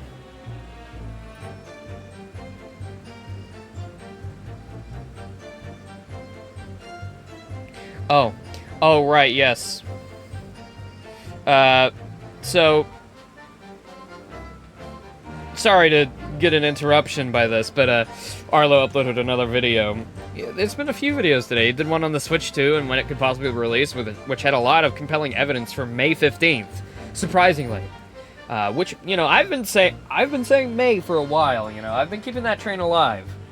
But that's not what I'm talking about. That's not what he just uploaded. There is a new Silk Song, like, little nugget of information that happened. You know, it seems to happen very often that little things, going on, but Silksong apparently got its Steam page updated for the first time in a very long time, and, like, there's new stuff on it. I haven't seen anything proper, but, hey, if that means it's coming soon, I'm excited.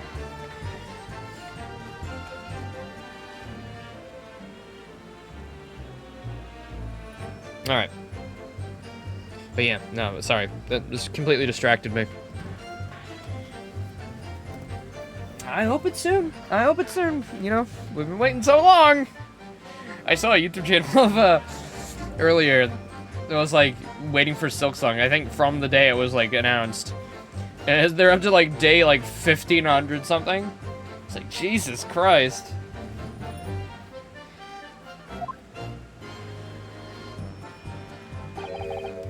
Now, 'twas a cold night, so it was. People do be seeing things that aren't real in the cold. 'Tis hardly surprising. Seeing things! I believe we reached an impasse here on this particular point. You! Take it personally now, lad. If I'm a suspect in this case, 'tis only fair you and the other fiend are too. Open and free competition is what a capitalist society is all about. This isn't a competition I should like to be involved in, really. Hold it! So, you had never met Mr. Thrice-Fired Mason before? Oh, lummy, no, not once, never. He'd never met the man before, he said never! And you, Mr. First, had no prior dealings with the victim either? That's right, sir. Ashes don't have much to do with brickmakers, to be perfectly honest, sir. No, I imagine not. See, how many different ways can I put this? Neither of us have the remotest connection to the gentlemen who are inside the cabin. Excuse me. Mr. McGilded? Yes, counsel. What can I be doing for you? Did the witness's last statement give you pause of thought somehow? Not the remotest connection. Is that right now, I wonder? What are you insinuating now? Ah, Mr. Fairplay, 'tas been too long, so it has. If I'm not very much mistaken, I believe 'tis fast approaching, is it not? Your repayment date? Beg your pardon? You borrowed 20 guineas from me, sir. At an unconscionable rate of interest, you tricked me. It's extortion. Well now, is that a touch of begrudgery, is it? The sort of begrudgery that might motivate a fella to pass his crimes off on another? And young Mr. First. Me, sir? What do you want with me, sir? You do be making hats for a living, do you not? That there top hat sliding off your head. Is that one of your own creations, is it? Well, I'm just an apprentice, you understand? I'm learning to find the perfect fit for whatever fine gent walks through the door. Perfect fit, is it? Well, 'tis very distinctive design, that is. Many customers like it, I tell you. They like the distinctive touch. Customers? Such as Thrice-Fired Mason. Ah, yeah, you knew him, bro. You knew him. I thought of that earlier because like his hat's a little similar. It's a little similar in the stitch work. There's a photographic print of the victim submitted as evidence before me, Lord. This you mean? Can't help but thinking that poor fella's hat looks distinctly familiar, wouldn't you say? Oh,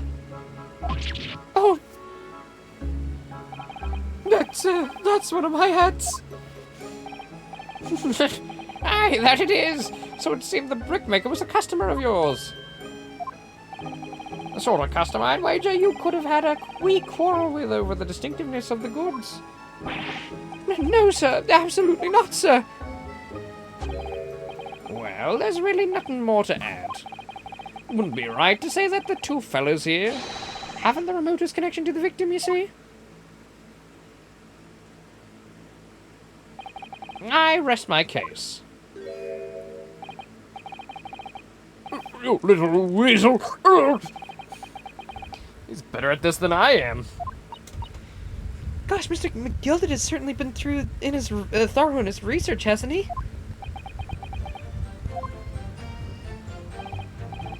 Please don't let a little interruption hold up the proceedings. Hat hunter.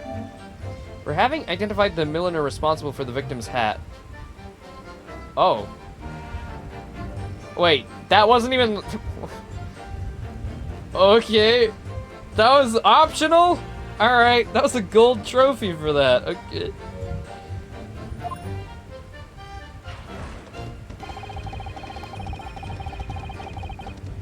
Alright then. Hold it! Are you quite certain about that? That the skylight was shut the entire time? I'm going to lose my block with you in a minute. He's gonna lose his rag with you in a minute. That's what he said. Take a look for yourself, go on. See, it's shut fast now, just like it was on the night. So it is, of course. A fellow the size of Mr. Mason could easily break right through it. What? Just looking at the size of the thing, we understand. Now you hold on a minute there, sir. The size of the thing means nothing. Alright, so let's consider the bigger picture here, shall we? Let's stop biting our cane, shall we? I was riding the omnibus on another occasion when, well, I broke wind loudly. I shocked myself with it, as it happens. Why are you telling us about the time you farted? But this is an unexpected confession, Mr. Faust. Oh, I just mean to say, well, the point is I tried to open the skylight, you see? But, just my luck, I wouldn't budge. The stench was terrible. Everyone was looking daggers at me, sir. I went as red as a rogue, I did. But you're on the roof. But you're on the roof! There would have been plenty of wind around. Like, bro, nobody would have been able to smell that for very long. Are you expecting me to sentence you? Oh, no, sir. The point is, the skylight can't be opened. I tried and tried when I was inside the cabin of shame. Excuse me. You just said you were in the cabin. You have something to say about that, Miss Lestrade? You should have something to say about that, Ryu. He just said in the cabin. He was on the roof. I think he mentioned that when he was talking about his farting story. To try and corroborate this story, which is not adding up.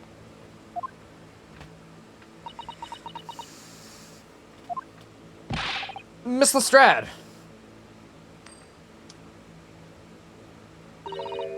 It opens. Huh? The skylight. That's what you're talking about, right? Shit, bro's reloading. All them skylights open dead easy. More easily than you can load that weapon. It's a lie, I tell you. Otherwise, then when I broke wind, I can't do it from inside, you mug. Oh. Look, a few weeks ago, I was up on the roof deck of one of them drags. had a great haul. I mean, I had purses coming out of me ears. Miss Lestrade, this is not the forum to be eulogizing on the subject of your criminal activities. Well, anyway, I had a bit of a scare. When I lifted the last bloke's purse, he got wise to me. All four of them surrounded me so I couldn't hop off the bus and leg it. So what I did was I used the skylight, opened and catched right, jumped right through. What? Yeah, the catch for them skylights is on the top side. That's why you can't open it from the cabin. Skylight opens from the roof deck? Bailiff, climb up onto the roof of the omnibus at once and verify the witness's claims.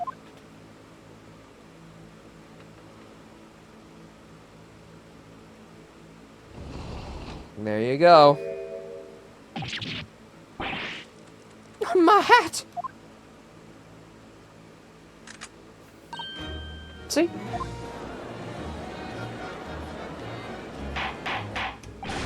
Order!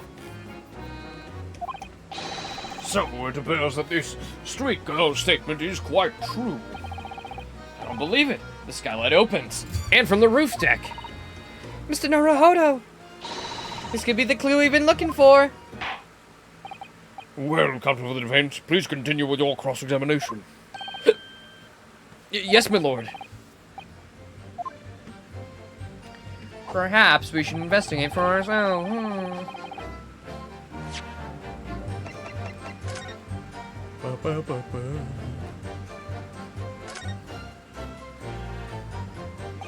So the skylight was fastened shut before. But now the catch has been undone, so we should be able to open it.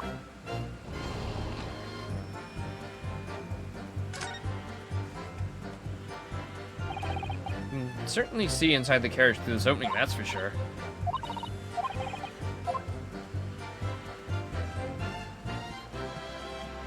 Oh! Oh my god! Oh my god! No way!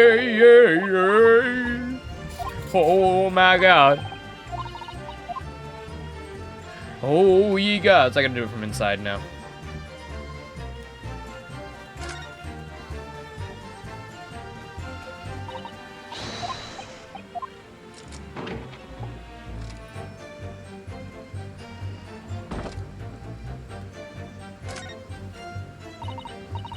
Yes, it does appear to open very wide, doesn't it? I didn't have to kick someone like you through, certainly, Mr. Naruhodo. Why someone like me? What is it?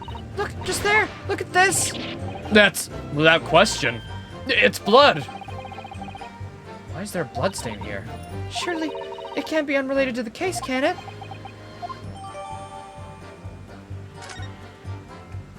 There we are. There's our evidence.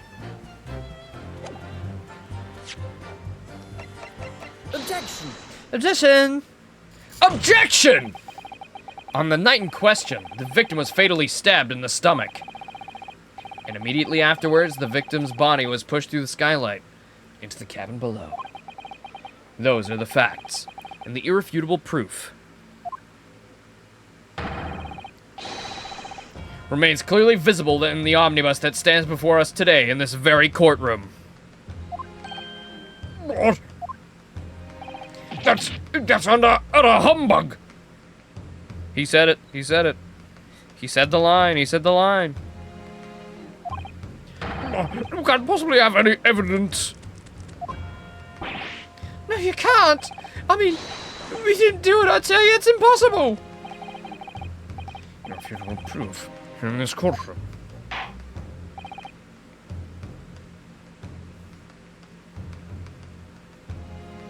Counsel, My lord? I believe everyone would appreciate a little clarification here,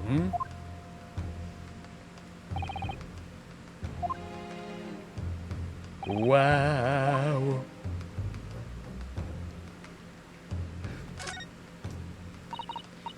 Is it? Oh, there we go. Oh, wait. That's examining. Sorry. Got it! Got it! Got it, Gromit! By Jupiter, is that blood?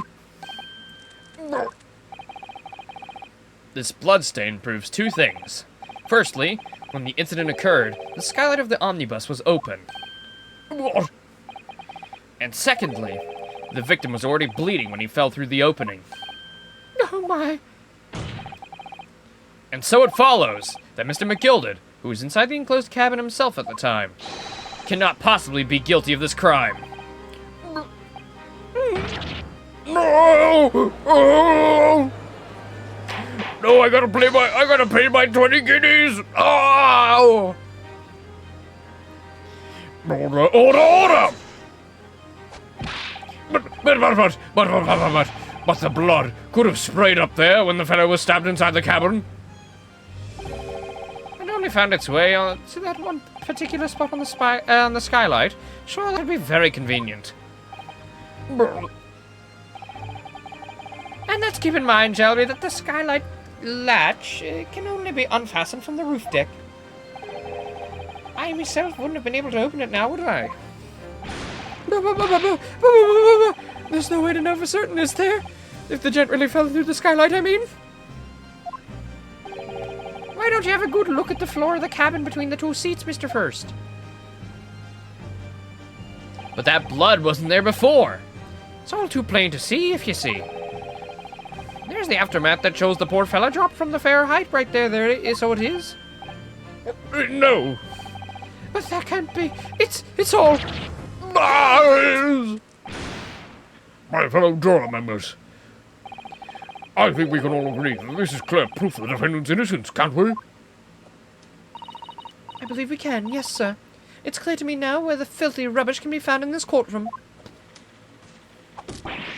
So they thought they could pull the wool over my eyes, did they?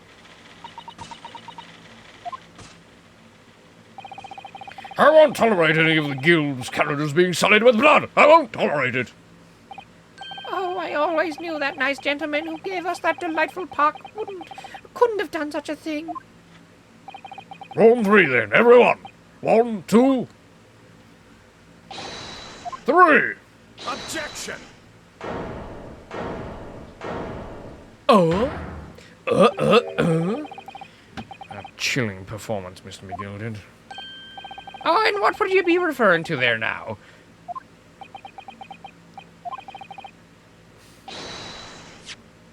A blood stain on the frame of the skylight. Such evidence is null and void. What? Why? For one extremely simple reason. That smear of blood never existed. Objection! What are you talking about? That's there for all to see. It's clearly blood. Objection! I personally attended Scotland Yard's investigation of the omnibus. The officers involved went over the carriage with a fine-tooth comb. So I can state with absolute surety. No such smear of blood existed on this carriage. At least not until this trial began. But Are you suggesting, Lord Van Zeeks, that this stain of blood was fabricated, my lord? Yes, and while the court has been in session. what?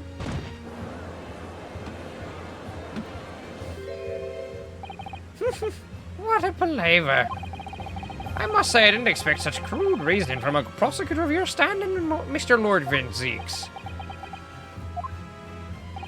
But I'm Magnus McGilded, a fellow known all over the capital for its fine contributions to public life.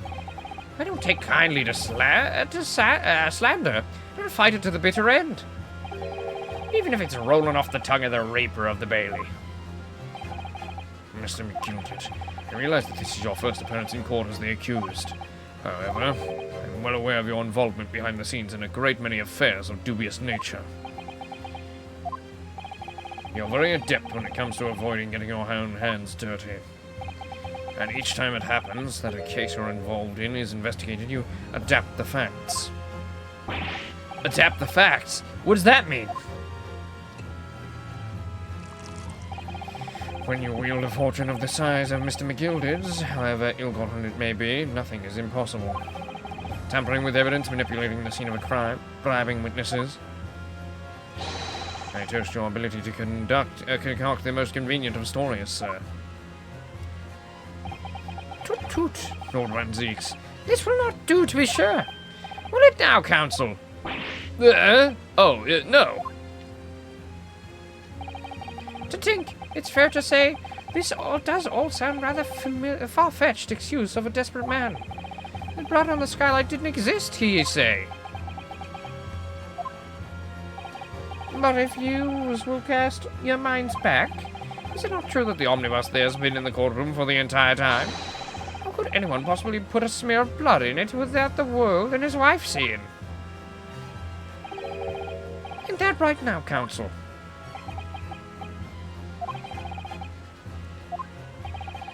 My learned friend. Here's to hearing your opinion on this matter, in your own words. As you wish. Yes. Very much. Definitely happened. As a defense lawyer, it's my job to advocate for the defendant as best as I can. But still, I feel as though there's something even more important at stake here. The truth! And there's no evidence to suggest that the defendant did as my learned friend suggests.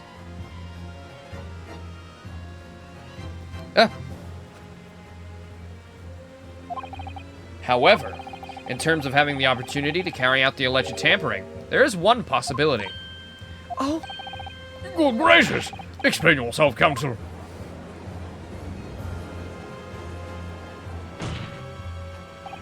Yes, there is. Seems my learned Nipponese friend has no intention of running from this deceit. Deceit. I'm sure everyone still remembers clearly the recess that we were forced to take as a result of the smoke grenade fired by the witness currently in the stand, Miss Gina Lestrade.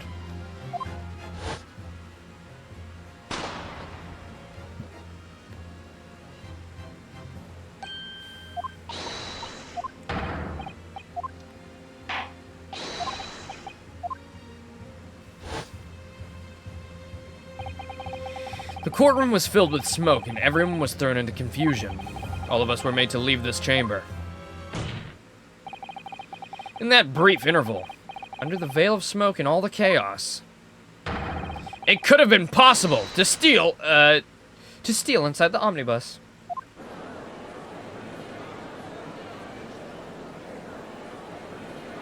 That's not where I thought he was going, but yeah. Are you wise? What are you trying to pull you? What are you, rotten feckless gouger? Feckless? Googer? Gouger? You're supposed to be defending me. 'Tis a wicked plot. 'Tis a plot to undermine me, so it is. Whatever you think this is, it changes nothing. The facts are the same. After this courtroom was evacuated earlier, as a result of the smoke grenade, a number of inconsistencies materialized in relation to the omnibus. Inconsistencies, such as... To start with, the storage compartment underneath the rear passenger seat. When the police investigated the omnibus, this compartment was full of the driver's items. Secondly, we have the smaller part of blood upon the edge of the skylight. As I've said, it was not present at the time of the trial this morning. Oops. I dropped my phone on the ground. Unfortunately, Lord Van Zeeks, no one is able to corroborate your claims. That's true. When the omnibus was first wheeled out, both the storage compartment and the skylight were shut. Accordingly, I'm afraid to say, we cannot establish with any certainty if this evidence is the result of tampering or not. Indeed, my lord. No doubt there was not a single person who saw fit to verify such things.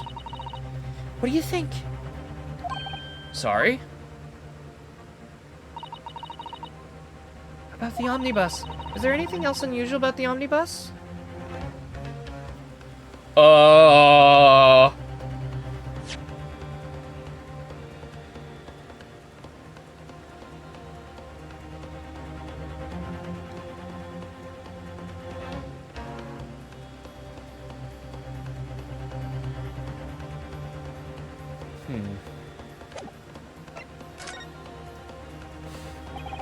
Lord, Yes, counsel.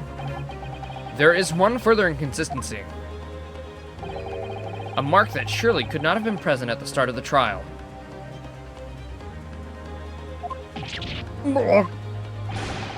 What in the devil's name are you gonna say now? If you dare betray me, you little maggot. Silence, McGilded. The court awaits the defense's clarification.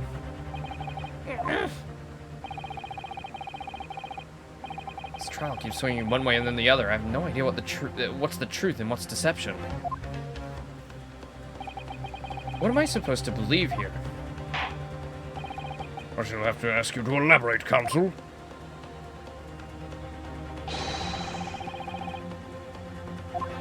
The mark that appeared.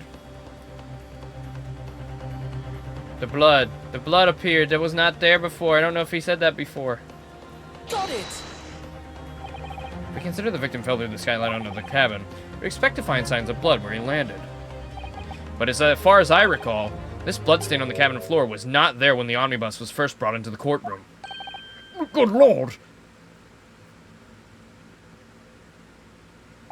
Yes, I do believe you're correct, counsel. Well said. Although, as advocate for the defense, one might say that was a very careless slip of the tongue.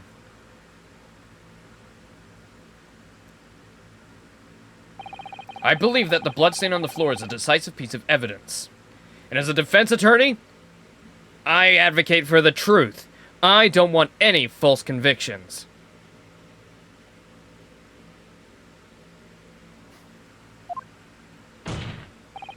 But if the question is whether that evidence is genuine, or whether it was unlawfully fabricated by someone, I feel compelled to admit that there's at least a possibility that the evidence is fake.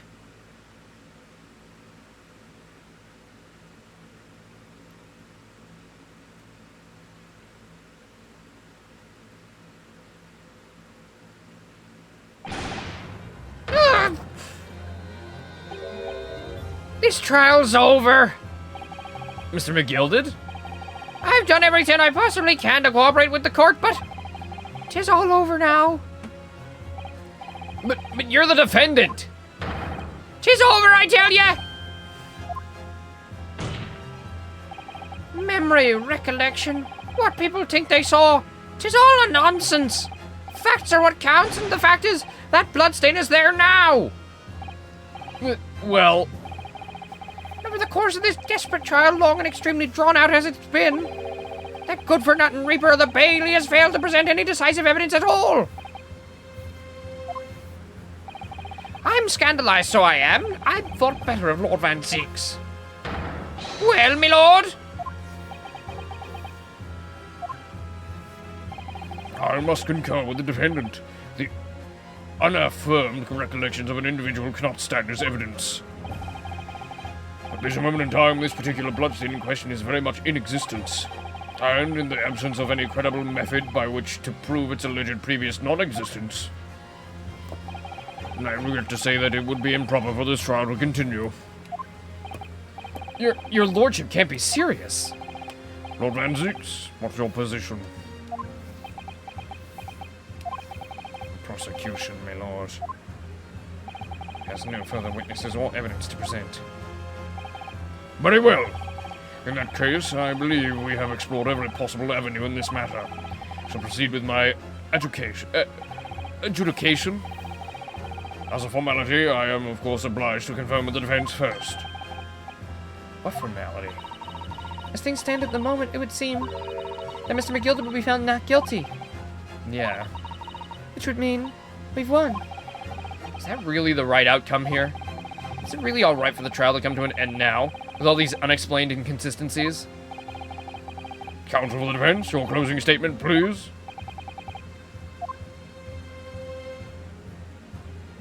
Yes, my lord.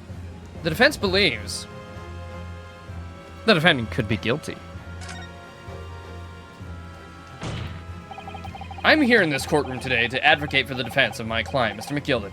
However, at this moment in time, I cannot in all good conscience attest fully to the defendant's innocence. What are you saying, man? Without any question, there is no conclusive evidence to prove that the defendant is guilty. However, there's also no conclusive evidence to prove that he is innocent. Good gracious me. Maybe he is the guy. At this point, I don't know. Order! Order! This is unprecedented behavior, counsel. A defense lawyer calling the accused's innocence into question? Are you of sound mind? Oh, it was a grand decision to appoint you as my lawyer, it was. Grand decision. What? I must say, I didn't expect quite an exciting spectacle at the end here, but still. Here, have this for your troubles. Your job here's done, fella. And some fine work you've done, so you have. What do you mean? Tis just as the right honourable gentleman so succinctly put it before. The trial cannot go on anymore. And your closing statement there was, how did he put it now? Not more than a formality?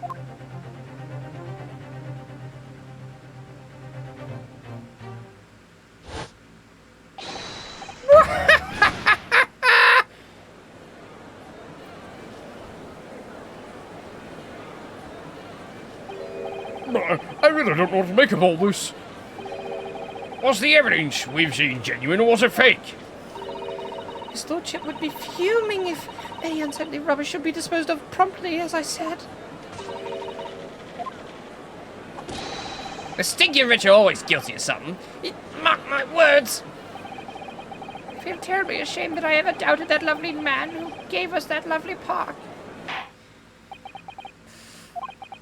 Now that proceedings have unfolded in this way, I'm completely compelled to declare a premature end to this trial. Furthermore, the court must accept the defendant's plea.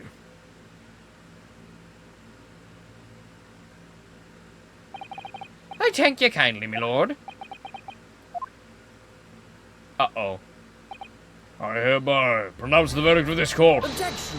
Objection! Objection! But we still haven't determined if the bloodstain in the omnibus is genuine or not. We don't know if these witnesses are telling the truth or a pack of lies. We have no idea about the truth. More Ramses. My lord. My case may believe the prosecution was flawed, plain and simple. If indeed the omnibus presented as evidence was tampered with, the prosecution is at fault for allowing such a disgraceful perversion of justice to take place. My sincerest apologies, my lord. Objection! But wait! When we were evacuated from the courtroom, Lord Van Zeeks ordered the evidence to be secured. I'm afraid the prosecution cannot shun responsibility in this matter. That's so unfair! The culpability of the defendant has not, at the present time, been established by this court. Consequently, the jury will not be required to proffer judgment. Lord! Well, Lord Van Zeeks, it's been a pleasure, so it has. As for you, my dear fella, I couldn't ask for a better defense. You mean to tell me this has all been a grand waste of time? 'Tis the law of the land, my good man. If you'd like to pursue this matter further, you can always go ahead and try to change the law. Magnus McGilded. Good grief, you've more to say to me, have you? Just one thing. A warning. And this is far from over. Well, something to be looking forward to then.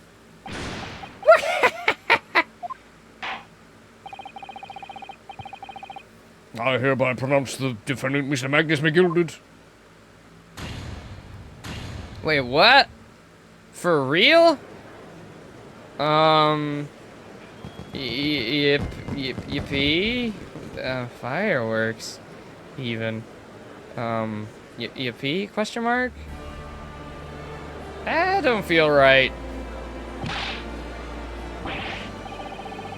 Yeah, this is real weird. Is it truly over?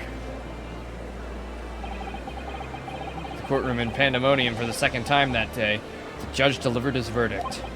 My first ever trial in Great Britain came to an abrupt end, with the defendant being found not guilty.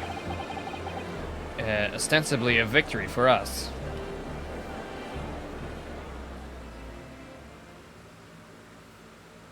Boy, he's definitely guilty of some kind, then. That was fucked up!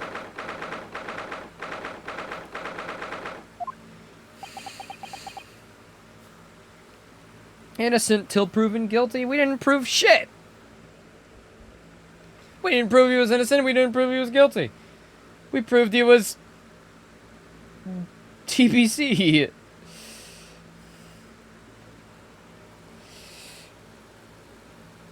Goodness.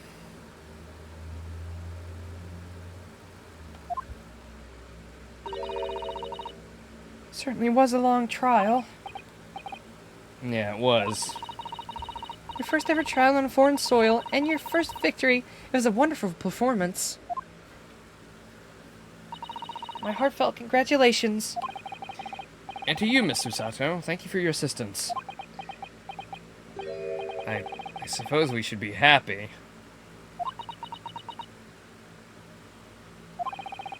Trouble is, we're still completely in the dark about what actually happened. Well, we didn't have enough time. But isn't it wrong? I mean, who was actually responsible for Mr. Mason's death? We don't even know that! The sole aim of the defense is to obtain a verdict that exonerates the defendant. You carried out your duty to perfection. Aye, that you did.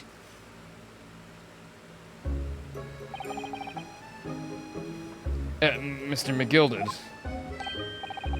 That girl's with him, too. Well, it seems the stories are true. What stories? About the 6 enormous fireworks they be letting off when the verdict's of not guilty. I'm sure you must have seen them now. The spectacular, wouldn't you say? Yeah, definitely. Heard it was a sight to behold, and to be sure it was. And I have you to thank, I suppose, for having an opportunity to see it. I don't know about that. I'm not sure it really did anything. What on earth are you saying, fella? How do I walk out there a free man, then? I don't think it was so much thanks to me as down to your planning. You're a straight-talking fella, aren't you? I must say, you had me astray in the head there once or twice. But you're young and headstrong. Just water under the bridge. Congratulations, Mr. McGilded, on having your name cleared.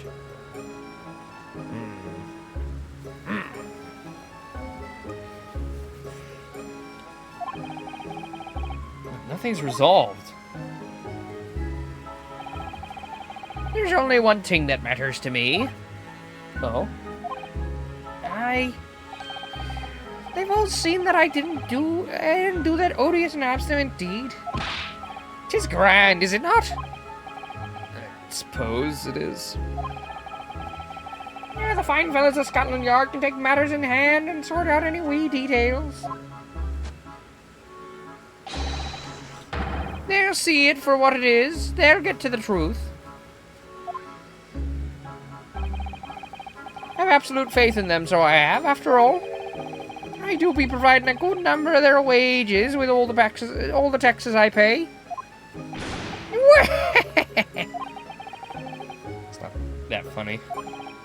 So then, as we agreed aforehand, 1,000 guineas for your trouble, fella. Oh, no, I couldn't possibly accept that much. Be waste, you're a humble people, are you? You from the east?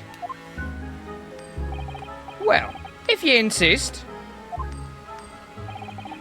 But have this. Still in all, you deserve a reward. Mr. Magnus McGilded! Everything's ready, sir. If you'd like to follow me to the courtroom. Into the courtroom? What's this, officer? 'Tis sooner than I expected. I was led to believe. If it's not inconvenient, sir, there are some changes to the schedule. Well, I must be making tracks now. 'Tis time for the inspection. Sorry, what inspection? They're gonna examine the omnibus again, so I'm told. I asked if I could be present for it myself. You gonna examine it again? Now? Naturally, I'm under no obligation to take part in any of this mere matter now. But as an upstanding member of London society, I do be doing my best to help wherever I can. 'Tis a gentleman's duty, so it is. So then, fare thee well. 'Twas an absolute pleasure meeting yous.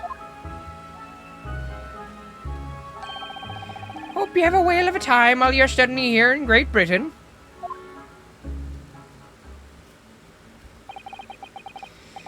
And there he goes, a free man.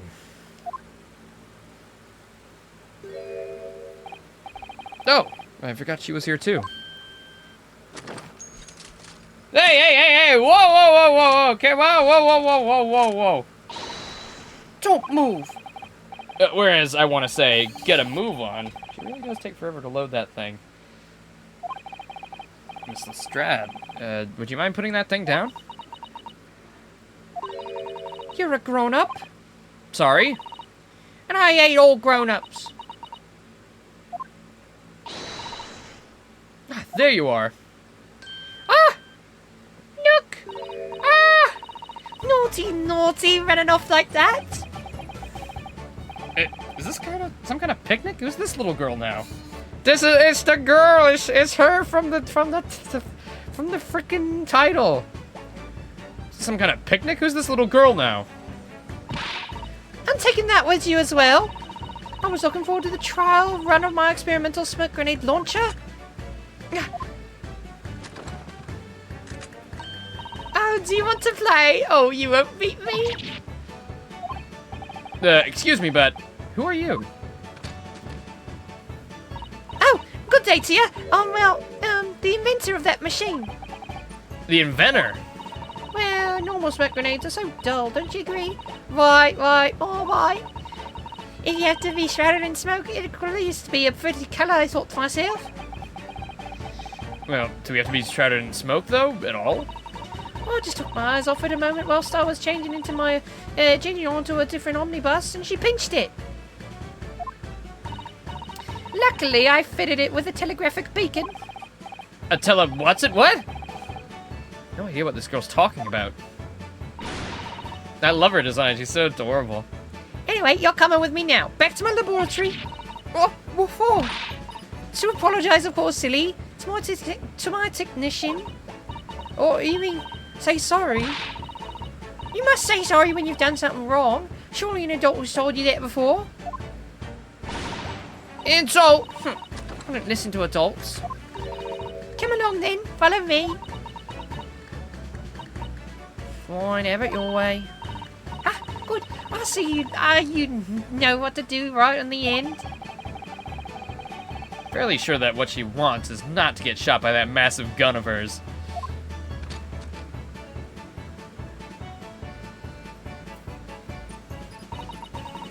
We'll be leaving now then. Bye-bye. I'm so sorry for all the fuss. Aww. She was a lively one.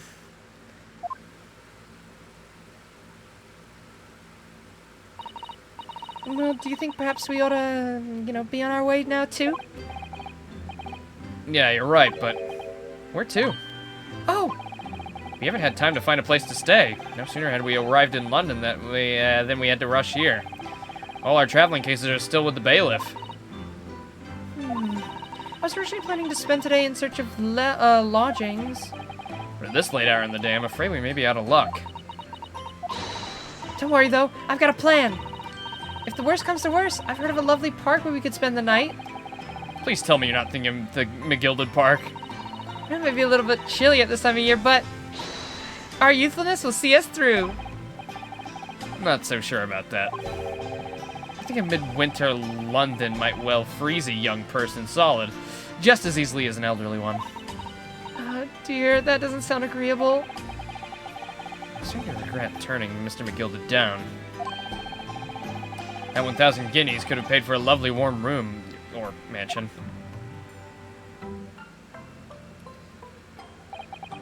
And so, the trial to determine my worthiness for the study tour was over by the end of the first day in London. However, as we were soon to learn, there were more trying times ahead. Just as the Reaper of the Bailey had warned, the case was far from over. So this first case is going to be like an overarching one, huh? We're not going to get to know the proper ending till the end. Damn. Damn. Damn, bro. That's hard shit.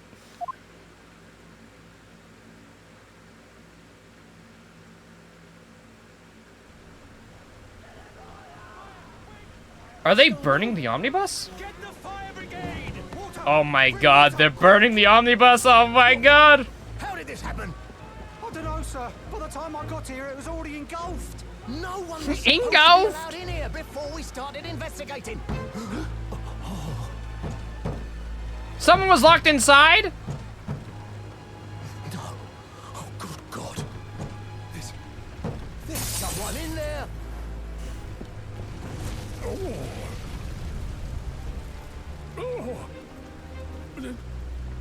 This can't be.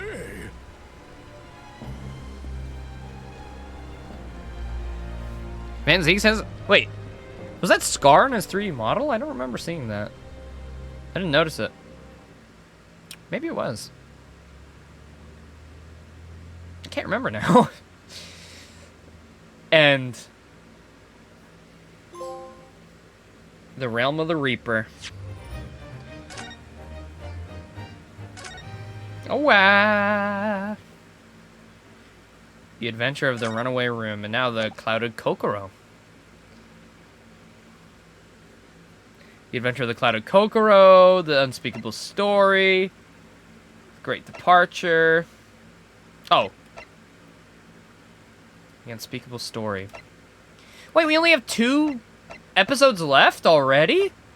Oh, shit. Alright. Damn, okay. I wonder how many chapters are in the second game. Alright, well, let's start. The Clouded Kokoro. I begin to think, Wilson, said Sholmes, turning his head languidly in my direction, that there is more to this case than that which we have observed. Indeed, that there may be another part to this story that we are yet to discover. His eyes wandered, following the steam rising from his cup of herbal tea. Leading him to the distant memory of that snowy evening. To the young lady collapsed on the pavement along Briar Road, and to the knife in her back. Oh dear. Lit in the soft glow of gas lamps, a most extraordinary scene had been set. And under the cover of a light fog, the curtain had risen silently on the insoluble mystery of our invisible killer.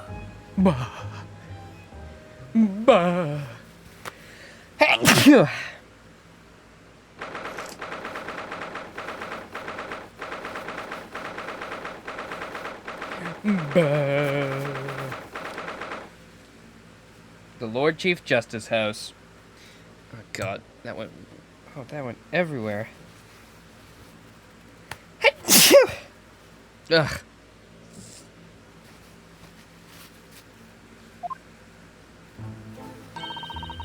Did you sleep last night, Mr. Naruhodo? What, you mean in the freezing cold park? No, I don't think I did. No, not at all. It was an enormous hotel, wasn't it? Oh, okay. The rooms were so luxurious, I felt like we were staying in a palace. With all the gas lights twinkling, it was brighter than a day, even in the middle of the night. What about the enormous beds? After my time on the SS Burya, I wasn't gonna waste a single inch of that space. I spent the entire night rolling from one side of the mattress to the other. Oh, yes, it really was the sort of night you can only dream of normally. Except, well, when I learned that we owed £3 for the room, that dream quickly turned into a nightmare. Oops, sorry about that. The building was so impressive and the entrance so inviting, I just wandered in without thinking. In a lodging house in Japan, that sum of money would put a roof over your head for a whole year. I did try, but I'm afraid I couldn't help my tears when we were presented with the bill.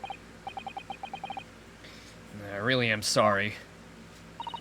Well, never mind. We must find some more affordable lodging straight away.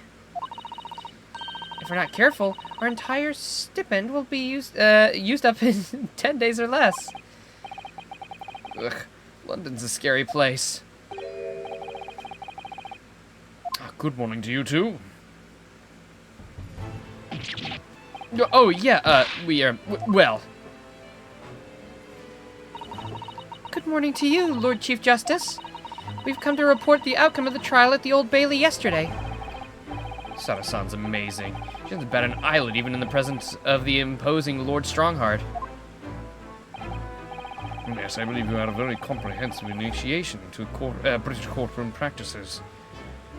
Okay, hold on guys, before we continue, I'm gonna go quickly to the bathroom. Oh. So don't mind me, I will be right back After these short messages. B.R.B.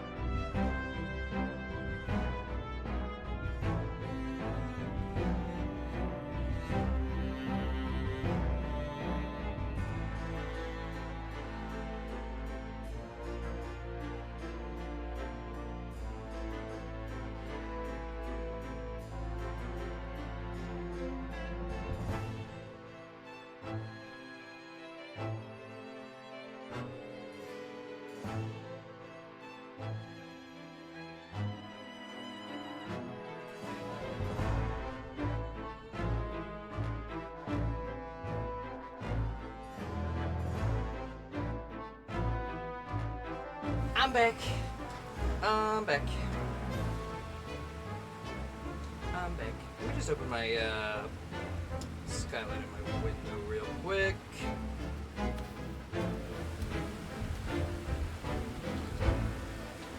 Oops. There we go. Okay. Let's get back to lawyering, shall we? Shall we, lads?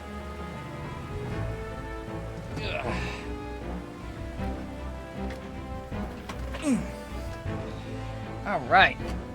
I'm ready. I want to see our, I want to see Shobes again.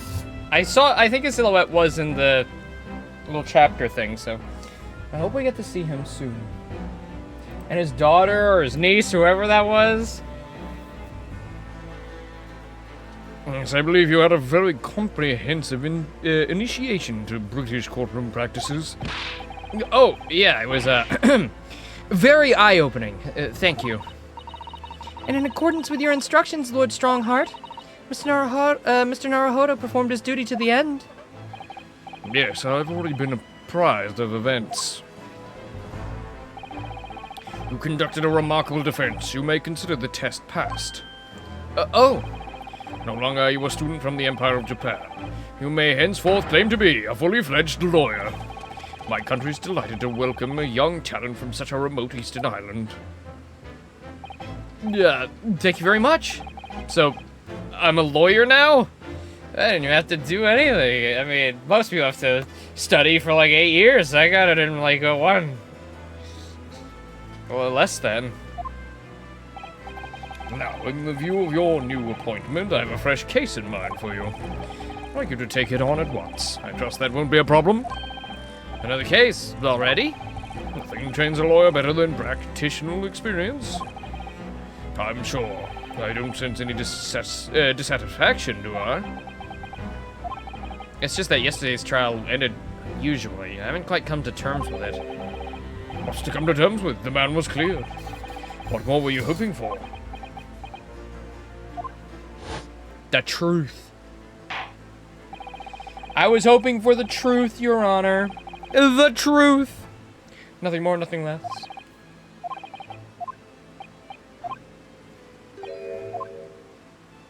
We just did this. We don't need a refresh.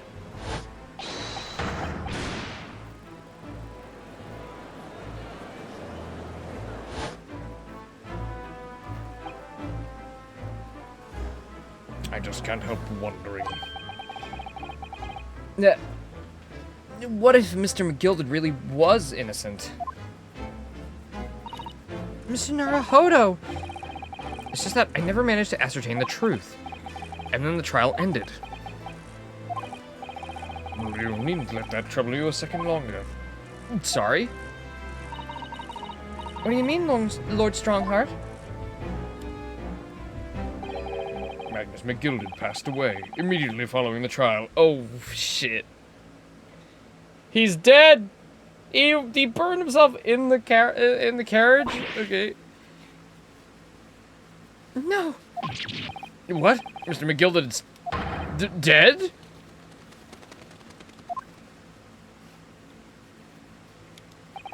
I have 19 minutes and 41 seconds until my next engagement. Time enough to talk.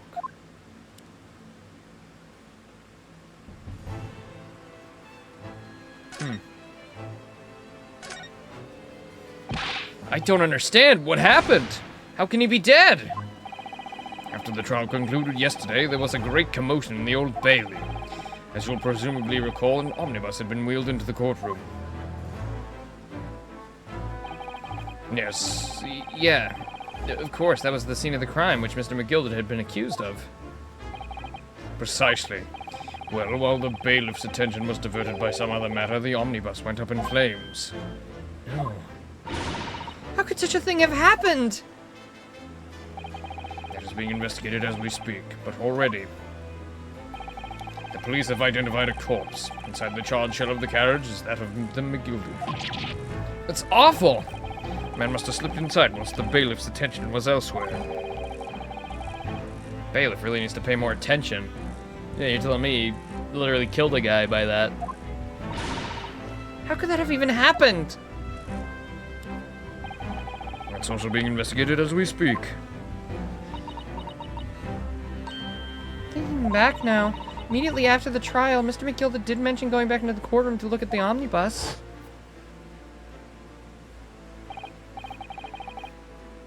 Yep.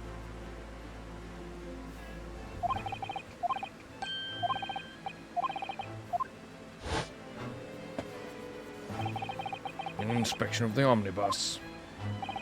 Well, to my knowledge, I don't believe Scotland Yard had any intention... I don't believe Scotland Yard had any intention of re-examining the carriage. But then who was Mr. McGilda talking about? Never mind that now. The Yard is making a thorough investigation. This matter is no longer any concern of yours. Leave it to the police. Poor Mr. McGilded.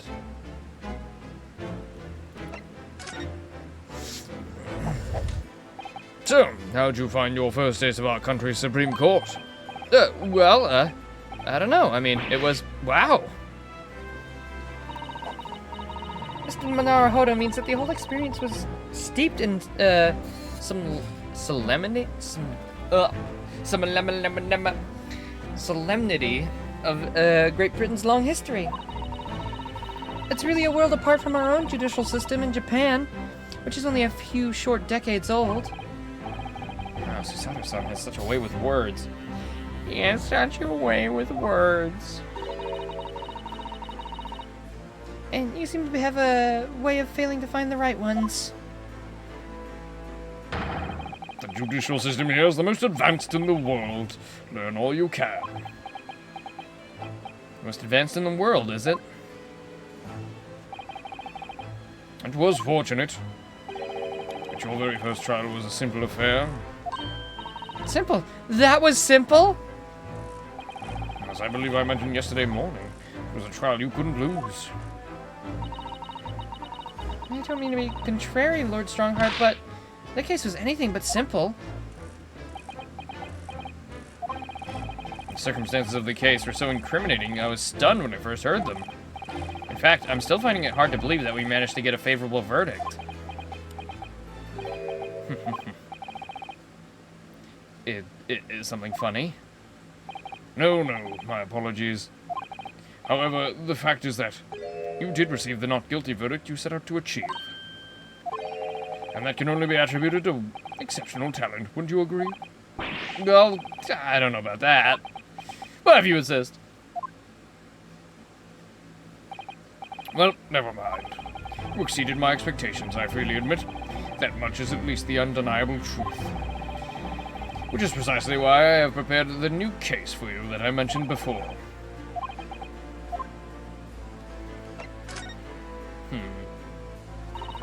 Could you perhaps give us some more details about the new case you mentioned? Don't tell me it's a murder, and the trial starts in 10 minutes. Don't worry, it's nothing so alarming, or quite as urgent as your last assignment. In fact, this case is completely different. I see. Did you just read my mind? That is to say, no one's died. Yet. And the trial will not be today. There's plenty of time to research the case thoroughly. 23 hours, 43 minutes. 19 seconds to be precise. So the trial's tomorrow then.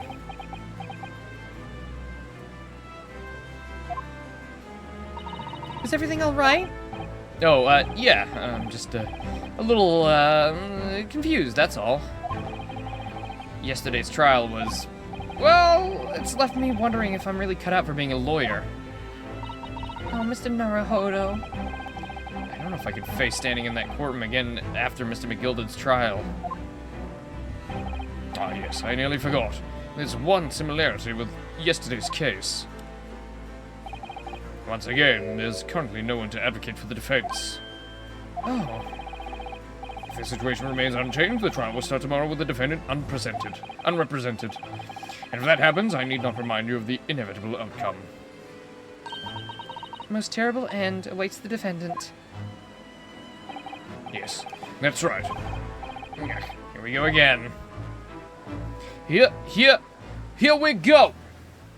So, finally here, performing for you. If you know the words, you can join in too. Put your hands together if you want to clap as we take you through the Phoenix rap. Come on! Phoenix, right? He's the leader of the bunch. You know him well. He's finally back to prosecute some tale. I would advise you to begin making preparations for tomorrow's trial. After all, the clock is ever ticking. There is now about 23 hours, 26 minutes, and 39 seconds until the court sits. Last time you mentioned the 23 hours, you said there was plenty of time. And one more thing, Mr. Naruhodo. There is something I should ask you. What's that? Yesterday you remarked upon something. That you intend to see through the will of your late compatriot, Mr. Asogi.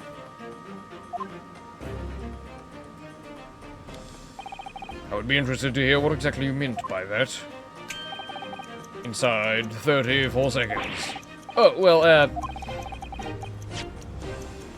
Kazuma always used to say, you see, that he wanted to learn how the greatest justice system in the world worked so he could change ours in Japan. Now that he's gone, I'd like to work towards that myself, and there's another thing. Oh. Another thing? Continue. On the way here, on the steamship, he said something to me. Something very important I have to do.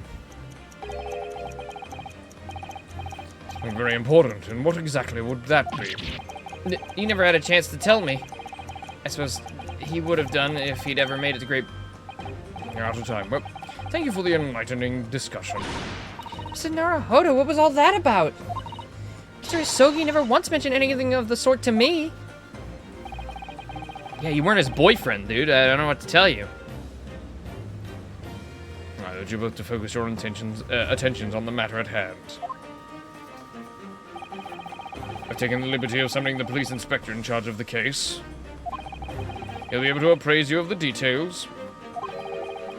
Does he have hot chips in his hand? Is that a little bag of hot chips? Actually, no, they look like potato wedges. How long has he been there?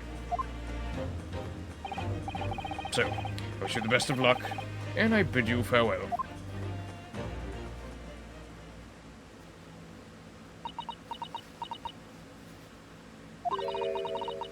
Something very important that I have to do. Kazuma-sama, what do you mean? I wish I knew, but honestly, you never told me. Anyway, we had better talk to the detective, don't you think? Yes, you're right. I hope I'm just imagining it, but I wouldn't say he looks pleased to us to see us at all. That is just, bro has his lunch right there.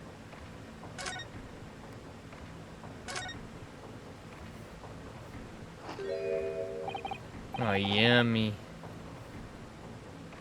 Oh, is it fish and chips? Oh man, that looks good.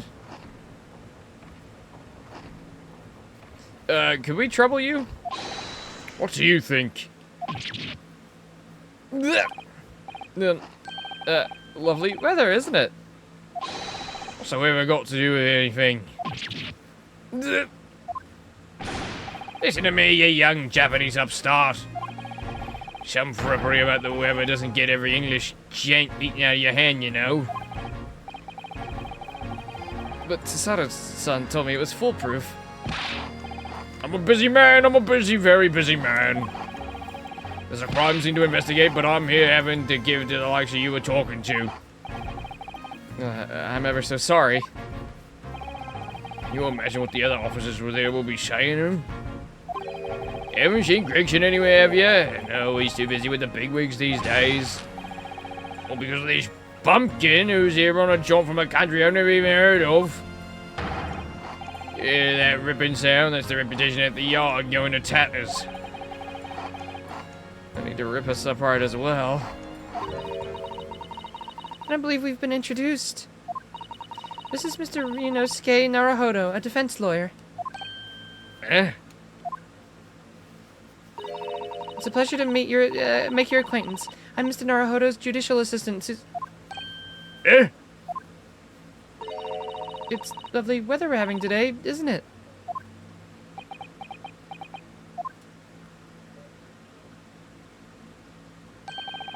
It is unseasonably fine, I'll grant you. London winters don't see a lot of sunshine. Unbelievable. How'd she pull that off? So, yeah, Lord Strongheart has asked me to fill you in on the case. The name's Tobias Gregson. Inspector Gregson here. I'm from Scotland Yard. Gregson, Inspector Gregson? What's the matter with Susato? Does the detective's name mean something to her?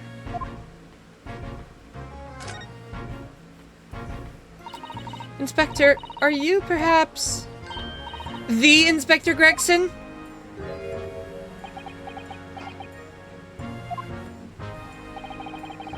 You're acting like you know this man, Mr. Susato, but he's a London detective. Oh, I do know him very well, in fact. Very well? Yeah, he features prominently in the adventures of Sherlock Sholmes. Oh, and that publication. What's it called again? Rants Magazine? That's right, Inspector Gregson and Mr. Sholmes enjoy a wonderful, friendly rivalry. Really? You rival the great Mr. Sholmes? That's incredible! Oh, well, I don't know about that. Mr. Sholmes ain't a professional like myself, of course, but he does come up with the goods from time to time. Mr. Sholmes is equally complimentary about you, Inspector, isn't he? You've earned his highest praise. Gregson is the pick of a bad lot of all the Scotland Yarders. Those were his own words. That's his highest praise? Well, Mr. Sholmes isn't particularly known for giving compliments, you see. No, he is not. Thanks to that magazine, my name's been all over London town now. That's great, isn't it? I have to admit, to start with, I was a little, well, flattered by all the attention. Everyone wanted to shake my hand, and my reputation at the yard went through the roof. Well, that's wonderful. No, it's not! There's nothing more sinister than a man on the street. People are always looking at me now. They're whispering rumors about me under their breath, I'm sure. Rumors? Are you quite sure? He's changed since he started appearing in those stories. Fame's gone to his head, stuff like that.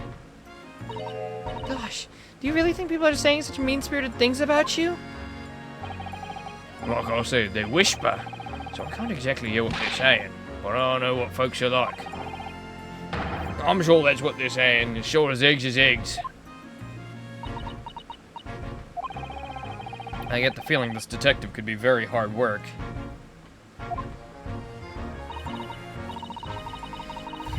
Oh dear, perhaps the sudden rise to fame does change people. So, about the case that the Lord Chief Justice mentioned before. Nothing to tell, really. As far as we're concerned at the yard, it couldn't be more simpler. Oh dear, that probably means that as far as we're concerned as lawyers, it couldn't be more complicated. I wish you were wrong about that, but I've got a nasty feeling you're right. A young woman was walking along the pavement on Briar Road when she was stabbed from behind. Fortunately, it wasn't fatal, but she's laid up in hospital unconscious. That's despicable! What sort of a coward would attack a poor woman from behind? Suppose you'd have to finish whoever it was off with a Susato takedown, wouldn't you? That is neither here nor there, Mr. Naruhodo. Brace yourself, Ryunosuke, you've angered her now! Anyway, after something of a whirlwind investigation, the criminal was arrested. Barely had time for a cup of tea after the incident took place, to be honest. So, there must have been something left at the scene that led you directly to the culprit? Perhaps a reliable witness who recognizes the person in question? Stop right there. You're wasting your time on this one. Sorry? There's nothing you can do. There's no way you can help the bloke now. Why ever not? Simple. The prosecutor that's been assigned to the trial tomorrow is Lord Barrack von Zeeks. No! Sounds like you've heard of him then. Oh yeah, we're very familiar with Lord Van Zeeks. Believed to be the harbinger of death itself? The Reaper of the Bailey.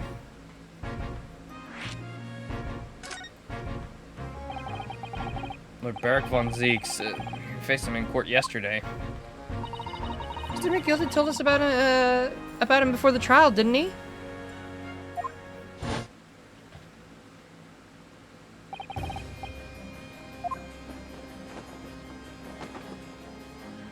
Oh yeah, there's the scar. Maybe I did notice it before, but I guess I just really wasn't paying attention when we were doing the trial today.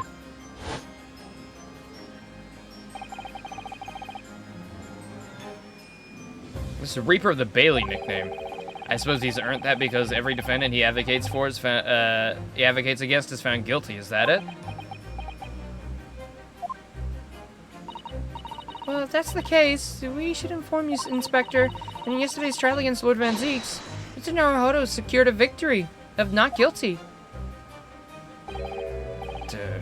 What of it? Oh, well, I think that means that even against the Reaper of the Bailey, it's not impossible to save the defendant. You really don't have a clue, do you? What do you mean? What happened to that bloke in the end, eh? He's dead. Magnus McGilded came a cropper in that omnibus when it went up in flame. So you can't rightly say you saved the defendant, can you? What are you saying? Look, if Van Zeeks could get the dirt to stick on everyone, he'd be a miracle worker. Well, that's not how it goes. He doesn't work miracles, he works magic. Black magic. I'd have a good long think about that if I were you. Are we really supposed to believe that? God, I want fish and chips now so bad. I would love some fucking greasy fish right now. Right, well, I've filled you in as requested. I'm very nearly out of chips. So I'll be heading back to the crime scene now. We'll be carrying out a few investigations there.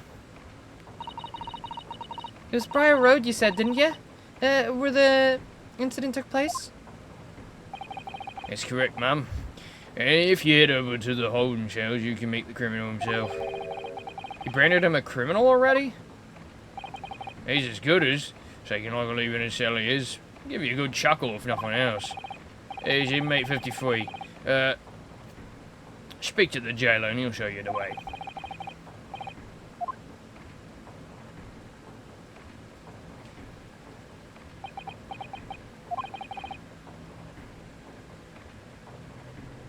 There's no helping anyone against the Reaper of the Bailey, as they say.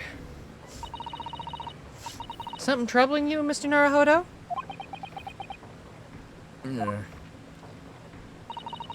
To tell the truth, when I recalled the trial yesterday, I can't stop myself from shaking. The idea of facing the Reaper in court again is... Well, if you think it's too much for you, there's no shame in turning the case down. That takes courage, too. But the man they've arrested is innocent. You could well imagine he would be shaking like a leaf in his cell. And I, for one, wouldn't find the sight of that funny.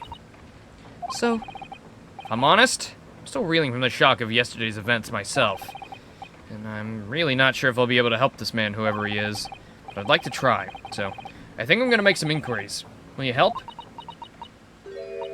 did you really think you had to ask? After all, I'm your judicial assistant. Thank you. So then, shall we? Yes! Let's go! I love that little, like, fucking fist bump. It's so silly.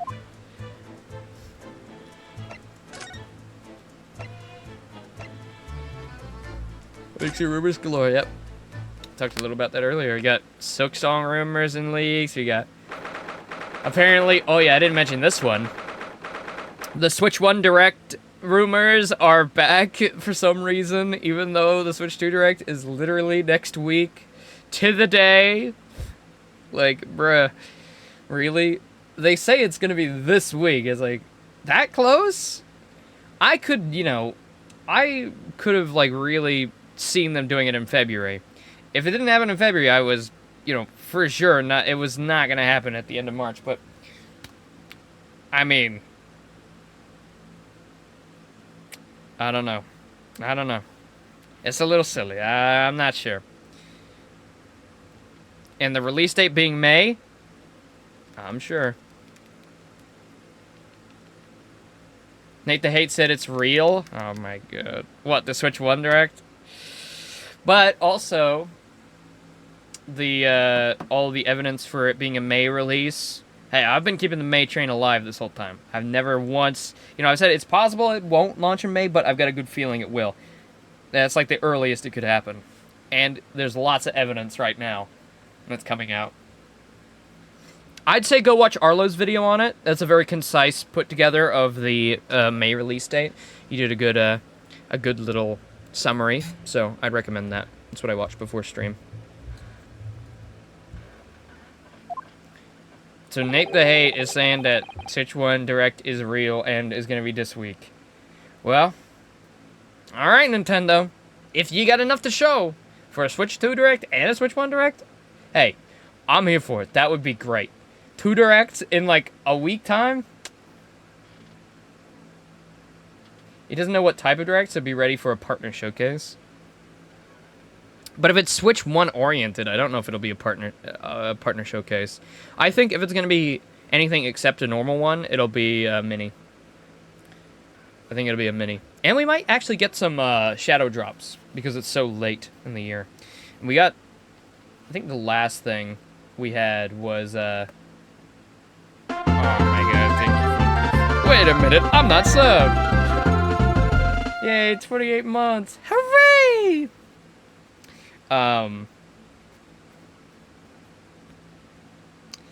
Yeah. I don't know. I don't think it would be a partner showcase. Especially since, don't you think they're going to show a lot of partner stuff at the Switch 2 Direct?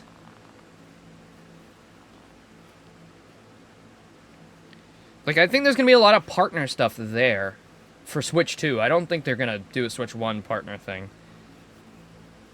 I think the Switch 2 Direct's going to feature Nintendo's, like, they're going to show 3D Mario, the 2 launch titles they're doing, and then a bunch of third-party stuff. I think we're only getting 3 Nintendo games. This is my prediction. It's going to be Mario Kart 9, unannounced, and Mario, the next 3D Mario. I think that's all we're getting for Switch 2. And then it's going to be a bunch of partner stuff.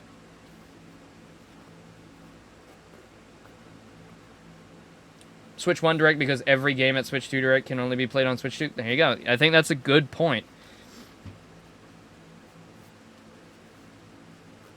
Because I don't think they'd be showing cross-gen titles at a Switch 2 oriented Direct. That's a good point. But at that point, I don't know why they did just wait until like June or something. But if that's the case, maybe they do have games they're ready to release right now, or they want to announce for some reason. Did Pokemon get a release date, or was it just like 2025? Because that could be there. And Metroid Prime as well. Bro, if they shadow drop Metroid Prime 4, that would be fucked up. Metroid Prime 2 and 3, please? Please, can we get that? Wait a minute, hold on. Wait a minute. Yeah, I got fall window. What, the Pokemon games already, they drop in like one section, right? They drop in like September or November, right? That's like they always drop in a certain month. Yeah, November. Yeah. But yes, no, I agree with the Happy Gas sentiment. Very, very happy boy. I love him a lot. I've been thinking about him every day. I was doodling him because I just love him. And I am so glad that the mob votes are over because you know for a fact, Happy Gas would have been there in the mob direct. They would have shown almost nothing about it, and then people would have voted for like some shitty fucking other like mob that makes the game worse. Like I said in Discord, like a fucking mosquito or something that just does like prick damage. Like they would vote for that over like this beautiful little creature. So I'm very happy that we're getting him. Though that is an unannounced, like, update time, and that's the only thing I think we've seen. I guess also to that note, we also saw dynamic lighting for consoles, which looks really, really good. Like, I was actually really surprised at the Mojang shaders for consoles and the Windows 10 version of Computer Minecraft to get. It looks really good. Like, really good. I'm gonna be using that. I don't know if I'll be streaming Minecraft again once those updates come out, but if I play again, I'm definitely using it.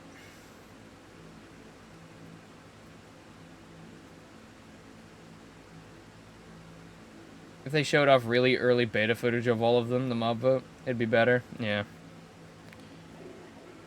They just show like a little animated thing. It's like, oh, you can get sniffer egg. Okay, what does the egg do? Nothing! Oh. Let's vote for that. It's a good idea. So these are British prison cells. Oh, they're ghastly. Timely. Feels just like a dungeon. Yeah, and having experienced it in Japan myself, I can assure you that our wooden cells feel a lot cozier than these cold stone walls. Don't, Mr. Naruhodo, you're making it seem worse. Apparently our client is in this cell here. It's so dark in there, I can't make him out. I wonder what he's like. Inmate 53, your legal representative is here to see you. Show Biden in the back of the show. Show your face at once. Am I a cat? As yet with no name. Calling me by our number, it's utterly unbelievable. Unjustly unreasonable, I refuse to answer. Wait a minute. No. That's not the detective, is it? Mr. Naruhodo, what? What do you think's going on here? I have no idea, but I wasn't just hearing things, was I? The tirade of complaints was in Japanese. Oh. Okay. Hi.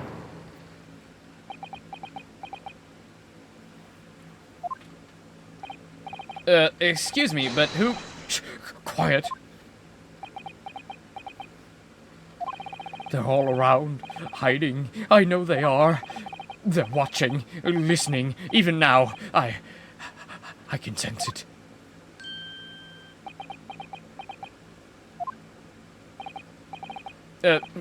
Right. So, can I ask you... There you are. You've come to curse me, haven't you? Don't try to hide it. You're a ghost. A ghost?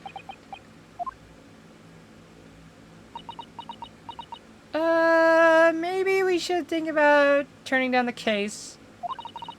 We mean you no harm, prisoner-san. Are you... Japanese by any chance?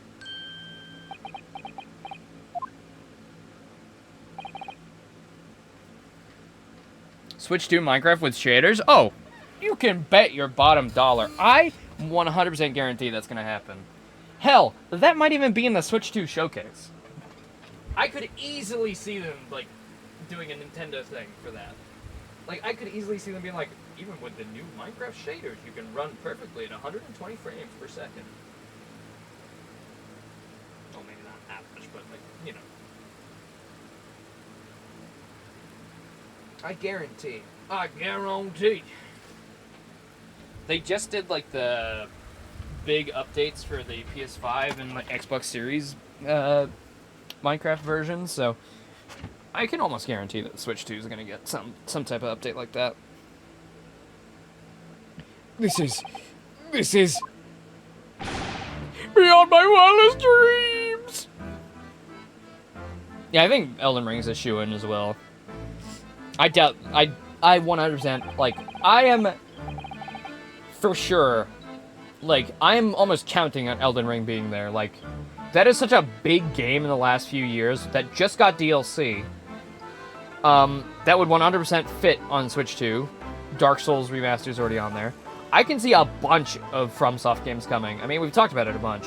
And we'll talk about it more, you know, once we're actually waiting for the Direct, and we'll be, like, you know, coming up with theories and stuff. But I am 100% that Elden Ring and Sekiro are going to come. Sekiro might come later, but I am sure it will. And Elden Ring, I think, is going to be right away. And the Dark Souls trilogy, of course. I think they might just port the entire trilogy, because they have a trilogy on PlayStation and Xbox, and maybe PC as well, that you can just buy in a bundle. That's the full editions. You get Dark Souls Remastered, Dark Souls 2, First Sin, or whatever, and then 3. I forget what the complete edition of 3 is called. I can see all of it coming. I don't know why they wouldn't. Forgive me for my outburst earlier. I'm so sorry. Oh, it's, fine. We were just a little surprised, that's all. Imagine it! It's been 12 long months since I left my hometown, and here I am in a frightful fix of a foreign land. So hearing the sweet, sentimental tones of a compatriot's voice here in this damp, dark hellhole was a most monumentally moving moment. Guess that this new client Lord Strongheart assigned to us turned out to be a fellow Japanese. Oh, what compassion my fellow countrymen show. To dispatch a first-class lawyer all the way from Japan to defend a mere foreign student. Noble, nurturing, never-failing Nippon. First-class lawyer? Oh dear, I think there's been something of a misunderstanding here. I wonder, would you be so kind as to tell us what's happened? Why you've been detained as a suspect, for example. Yes, I can, I will. Shan't stay sullen and silent. This guy's very interesting. Bro looks like he's about to give back shots. What is that pose? Looks like he got caught giving back shots. Like maybe to someone he's not supposed to be. I'm not quite sure I understand what he means, but he seems happy. Yeah, he does. I just actually hope he has a good reason to be. Thank you for your cooperation. I am a lawyer, as you said. My name's Ryunosuke Naruhodo. And I am Naruhodo-san's judicial assistant, Susato Mikatoba. I am a visiting student sent here by our government. Notoriously named Natsume. Sosuke Natsume. Alright. An hour before the direct? Usually I do it like half an hour, but you can do an hour before the direct if you insist. It'll probably be like 15 to half an hour before the direct when we go live. That's our usual MO, but we can take an hour if you need.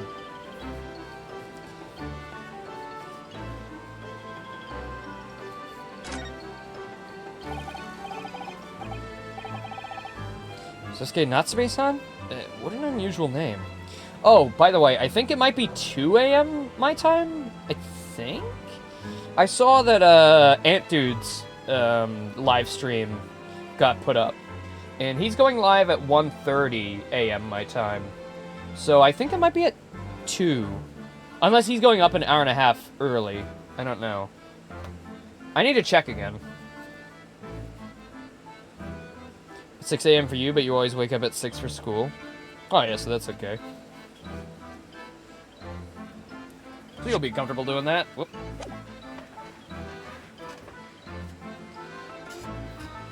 Sosuke Natsume-san. What an unusual name.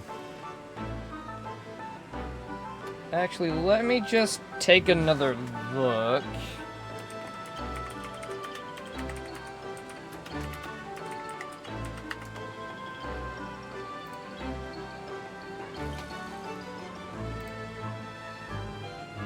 Oh, that's cool.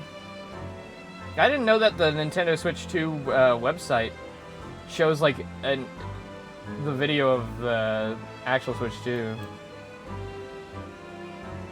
Change region? Oh, hold on. Maybe I can just get it straight up.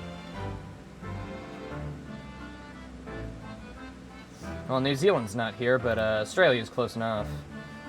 Alright, we'll air at 12. Oh, okay, so yeah, it'll be 3 a.m. Alright. Between April 2nd and 3rd, offering a closer look at Nintendo Switch 2. Very nice, okay, yep. That was right. 3 a.m. Alright.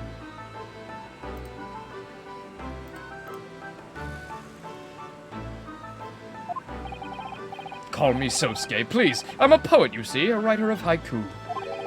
It's something of a nom de plume. Nom de plume? You mean an alias? That's right, Naruhodo-san. No, no, no, don't be so prosaic. It's much more refined than that. And haiku, that really reminds me of home. Did I hear you say that you were a visiting student sent over here by the government? Yeah, that's right. A year ago, I was told to go and study English.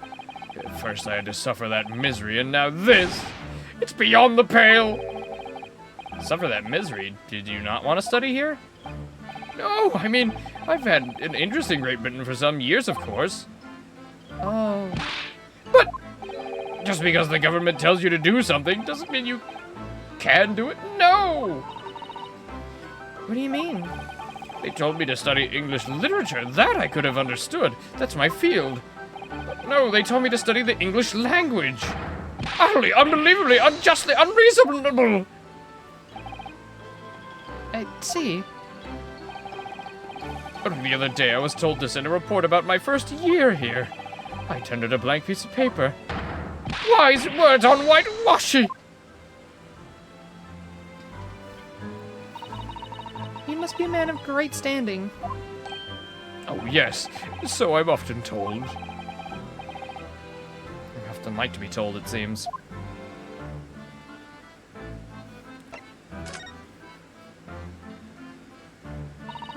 Could you perhaps tell us exactly why you've been arrested, Sosuke-san? I didn't do it. I didn't commit that atrocious murder. Murder? No. It's all right. The woman didn't actually die, did she? But she was stabbed with a knife right before my eyes. Before your eyes? You mean you saw the attacker?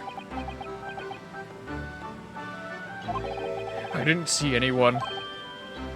Huh? If I'd seen a person who did it, do you think I'd be locked up here? Oh dear. Seems this case is becoming rather complicated. Why me? Why me? What did that silly woman have to be?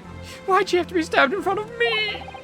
It's the curse of London. It's incredibly, inexcusably, irritatingly inconvenient. So Sosuke-san was there at the scene, but he didn't see the attacker. It's vital that we find out more about this case.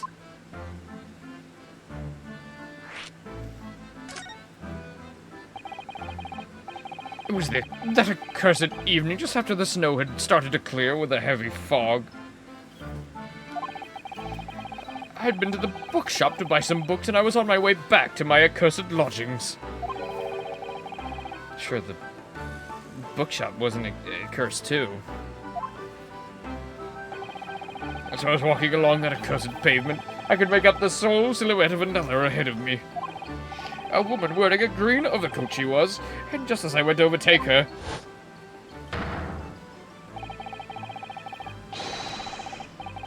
What the fuck is that little gremlin? Are you sure that's a woman? Is that like a little fucking... little creature? What is that? I guess we haven't seen the victim yet. Is she a tiny little, like, creature? There's not even blood.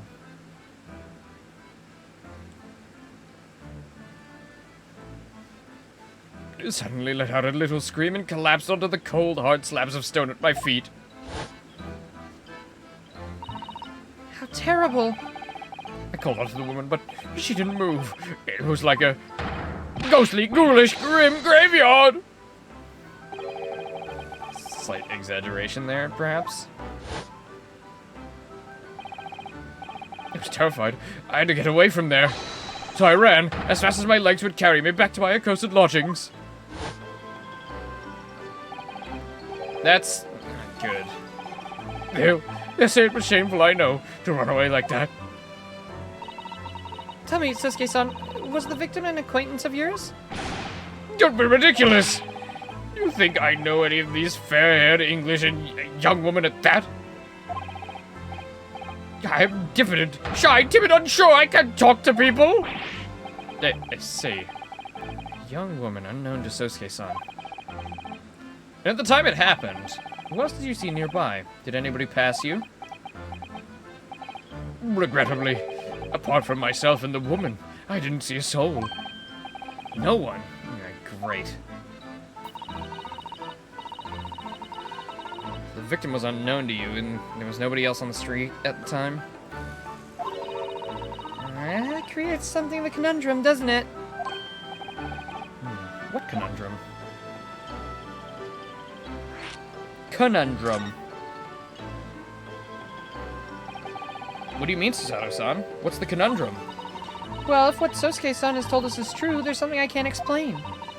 He says that he didn't know the victim and that there was no one else there at the scene. And he apparently fled without having being seen.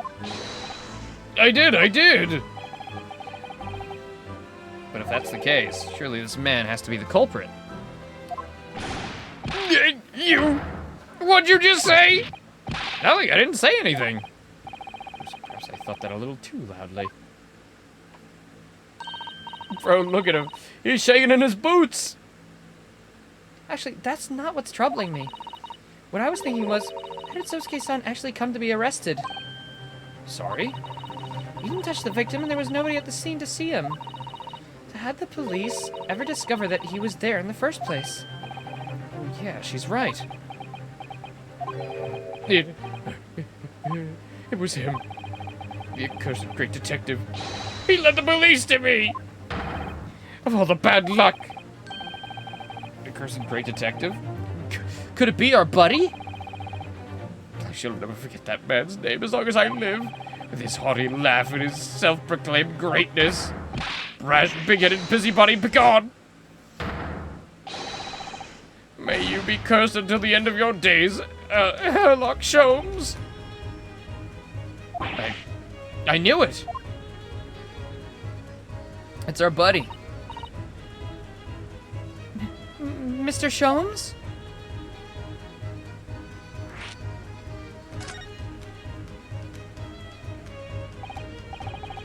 I didn't expect to hear that name from this man's lips, that's for sure. It was the morning after that nightmare had unfolded on the pavement before me. I was gnawing on a sliver of hard cheese when some men suddenly burst in through the door. They started shouting at me, "This is the police, put the weapon down!"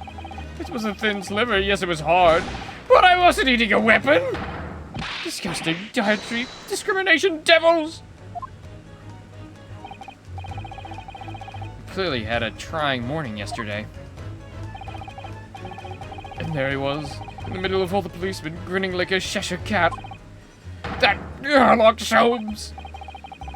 It's actually just Herlock Sholmes. He's English. Oh, he is saying Herlock. It's fatter that he's a famous name in detection here in London. Yeah, the detective is really very well known. His overly sharp mind managed to deduce my whereabouts, apparently. He thinks I'm the knife-wielding madman, me, this weak, stooped kitten of a man? I wonder what the great deduction process led him to his conclusion this time. You mean to say that Mr. Sholmes' deduction was the only reason the police arrested you? That'd be really most unreasonable.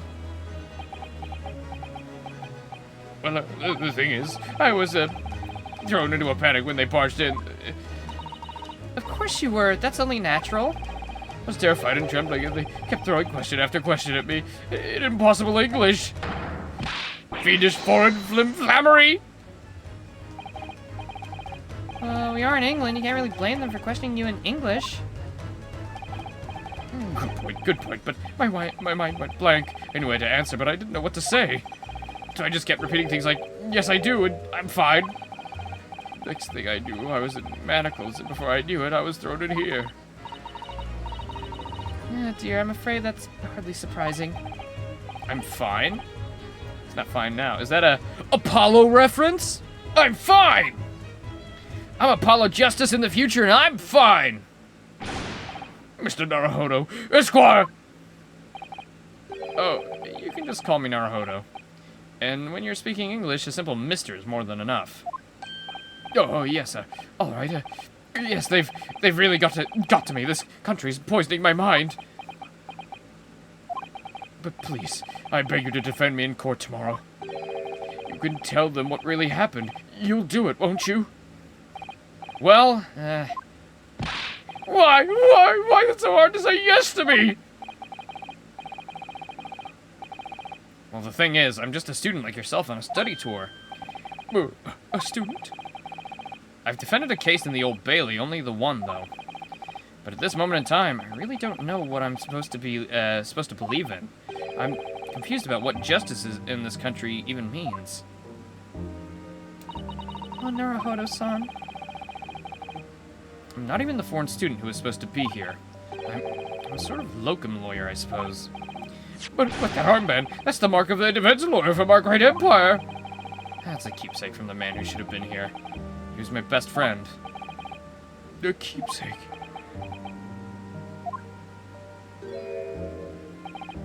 I know exactly what they're saying about me. Who do you mean? The lawyers, all the British defense lawyers that won't defend me. Goodness, why do you say that? For the same reason as you noted before. When it happened, there was only the victim and myself around. I ran away from the scene of the crime. I'm not a fool. I know it looks as though I must be the culprit. It must be very hard for you, Sosuke-san. But anyway, I'm a student from overseas. I'm just a foreign nobody to them. Someone not to be trusted. I heard them openly laughing about me before. In my earshot without any compunction at all. Any trial for this man would be a waste of time, they said. Of course the foreigner did it. They even had the gall to say the man doesn't understand half of what's being said anyway. It's awful. They're wrong! I've studied more English than half of the policemen out there on the streets! I've traveled halfway around the world to learn all about these people's country and its history. But no one here wants to listen to a man with a strange accent. They all hate me. So, at the very least, I'd like to entrust my fate to someone who can listen to me in my native tongue. You could do it, couldn't you? When I look into your eyes, I can see it. I can see what you've been through. Sosuke-san, it's just that... Give me a little time, please. I'll do what I can for the time being. What do you mean? We shall investigate the case as thoroughly as possible. If we can find some clues, it will give us a much better chance, I'm sure. Oh, yes, thank you. I'll be here, alone, waiting for you. Locum student, Mr. Naruhodo Esquire. Well, we should be going then, Naruhodo-san. We have a case to prepare for.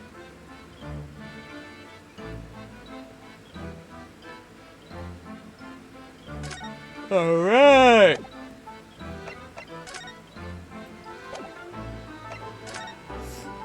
Let's move to the Briar Road. Oh, ain't this quaint. Strand Street? I thought this was supposed to be Briar Road.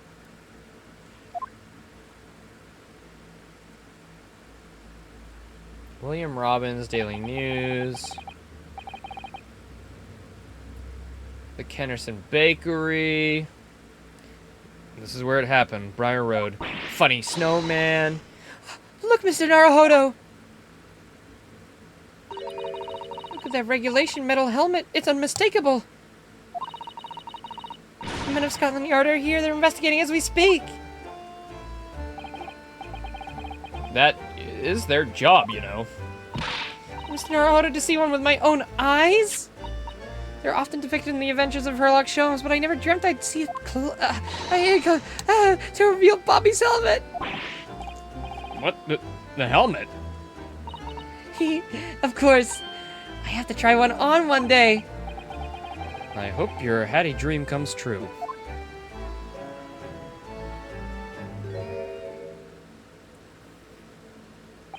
What's the Japanese delegation doing here? Yeah, Inspector Gregson. Wait, hold up a second. This song is very reminiscent.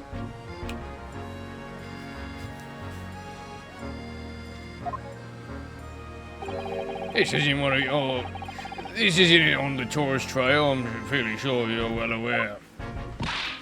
Yes, of course. We're here to investigate. So you've been to the holding cells then? What'd you make of the criminal? He's not a criminal as you put it, Inspector. He's a suspect. Well, we'll see about that. You Japanese like to stick together, I suppose. Well, do what you will. It doesn't bother me. The bloke's in court tomorrow, whatever happens, and the verdict's a foregone conclusion. The stone cold air of rejection. Take heart. London at this time of year is full of stone cold air. That makes it worse somehow.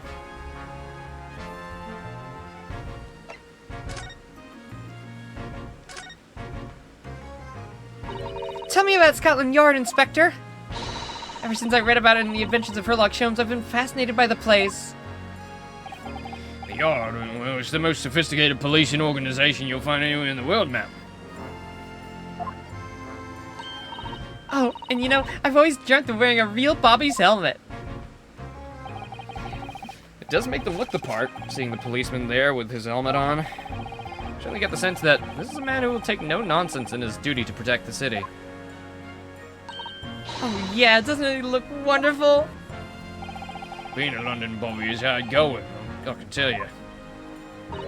Oh really? First thing in the morning, you know what he does? He goes around and rouses all the labourers on his beat so he can get off to work. But he wakes people up? Yep. Raps on their windows with a long pole. Did it myself going back a bit. I had no idea. The Bobby works for the people of the town, so it's just another one of his duties. After that, he starts tirelessly patrolling the streets all day long. He has to cover 20 miles a day. That's the regulation distance. Can't really imagine how far that is, but it sounds like a long way. Let me see. 20 miles, that's approximately the distance from Tokyo to Yokohama. On foot? That's definitely taking things a step too far. And when it gets dark, of course, he has the important job of lighting all the gas street lamps. Oh my. And I suppose between all those duties, Bobbies are expected to investigate cases as well. Chase after criminals trying to evade the law? I'm not sure you can call it in between exactly. More alongside, but yeah. They're expected to handle those jobs as well. We do have men keeling over from time to time, I admit. I always dreamt of wearing one of those helmets, as I said. But it's with a heavy heart that I shall have to relinquish that dream to you, Mr. Naruhodo. Your heavy heart will be my heavy head if you do.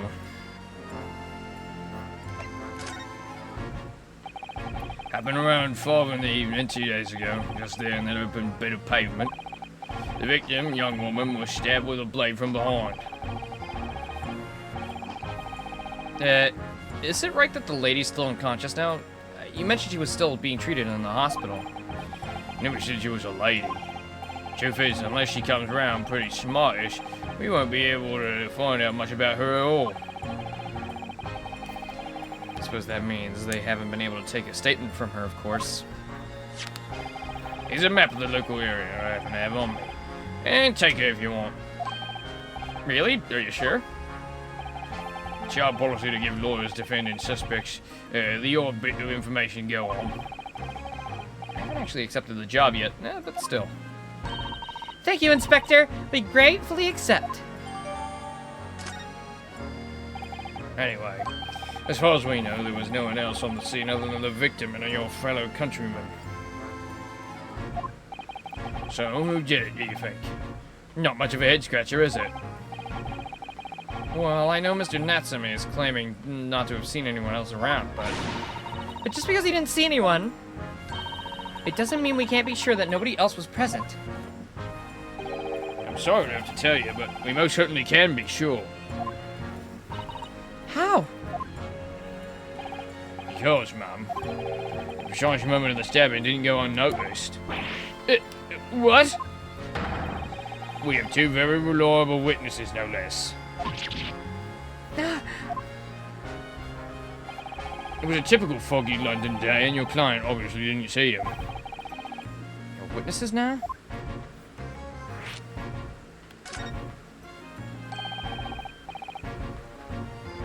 Witnesses, Inspector. A fellow and his wife, and the man's one of the most reliable and respected citizens in all of London. He's a copper from Scotland Yard. A policeman. That might change things. This policeman just happened to be there at the exact moment the woman was attacked? Nothing peculiar about that, ma'am. Part of the parcel of Beaver and Bobby is catching him banging the act and all that. Do you think it might be possible for us to ask the policeman a few questions? Be my guest, you can ask him what you like. In court tomorrow. No doubt he'll be summoned as a witness. So that'll give you something to look forward to. Well, that's that then. He's got no intention of letting us meet the man beforehand, it seems. Policeman that witnessed the incident. As your judicial assistant, I must warn you that this could make our job very difficult indeed. Yeah. As a non-judicial assistant, I could have warned me of that too. Oh yeah, one more thing, Inspector. What? The person who led you to the suspect, I hear that it was Mr. Herlock Sholmes. What are you bringing him up for? That's something I said, the color drained from his cheeks.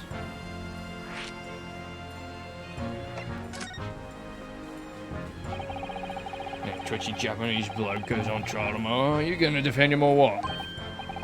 Well, Makes no difference to me, but I will say this. No London lawyer worth his salt would touch that case with a barge pole. because the prosecution's being handled by the Reaper of the Bailey, you mean? There's no way to save the man now. Waste his time trying.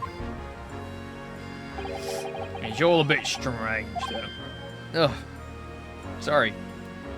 Don't know why I'm hiccuping now. Sorry? Reaper, he hasn't appeared in court once for a good few years now. Yeah, we did hear something to that effect.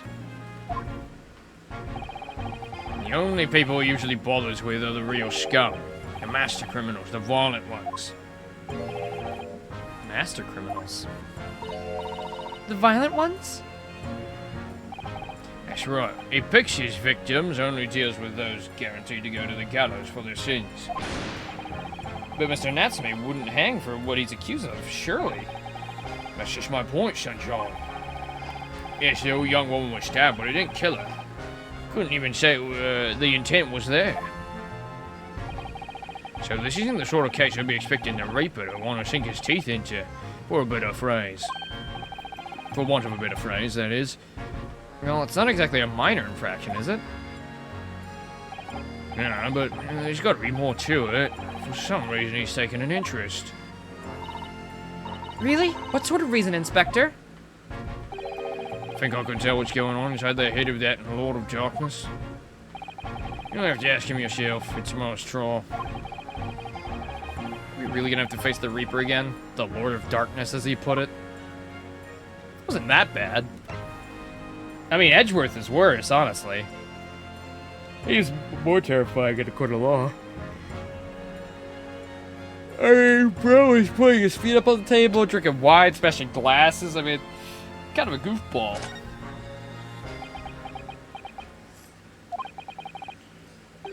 Who'd you hear that name from? Well, it was Mr. Natsume who mentioned it. He said that Mr. Sholmes was with the police when they entered his lodgings. Sure was the result of one of Mr. Shum's inspirational great deductions. Fiddle faddle. Huh? The man's an amateur. I'm getting sick and tired of him showing his mug everywhere. Oh.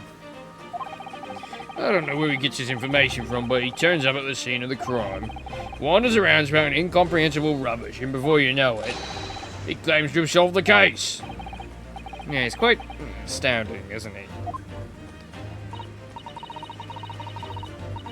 He is a great help to the Scotland Yard, though, isn't he? Kibble cabble. You ever seen this before? Yeah, that's Rant's magazine. The wonderful publication in which the adventures of Sherlock Holmes appears. Yeah, well, that wonderful publication, as you put it, sees fit to include several of the yard's detectives in its stories. And the so-called great detective makes a mockery of all of us.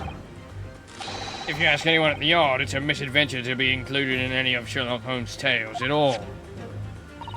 I think I said Sherlock Holmes by accident. Well, I suppose there's an element of that. We work our socks off, every one of us, only to be frumped by the public thanks to an obnoxious detective. The man's dangerous to us at Scotland Yard, as he is to all our criminals. That can't really be true, can it, Inspector? Clearly, the great detective and the police have a complex relationship.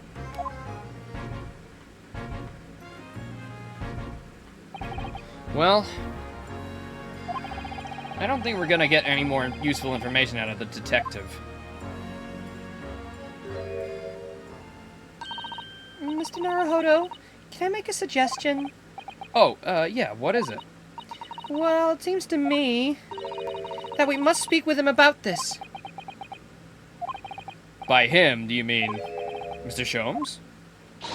Yeah, Mr. Sherlock Holmes, exactly. Look at those shining eyes. You can't wait, can you? Well, Mr. Natsume did blame Mr. Sholmes for all of this, didn't he? Yeah, he did. He really did. Which makes him an involved party in the case. Are you going to ignore that? I hope not. I assure you, it's not simply my selfish desire to meet with Sholmes again. Yeah. The trouble is, we have no idea where the man's address even is. It's Baker Street. How do you know that? It's in the stories, of course. Bro doxes himself in the stories? 221B Baker Street, the most famous address in the world. Oh, I see. Well, there's nothing to stop us from going, I suppose. Try to find our way there before Susato-san gets any more excited. Hurrah! I'll summon a carriage. So we're about to have a reunion already. The great detective, Mr. Sherlock Holmes. All right. New location has been added.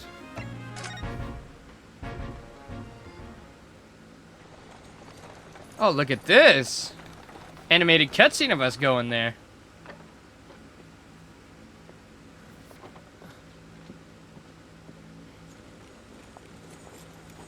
Thank you very much. It's just up there overlooking the street. Good day. Good day. Thanks again.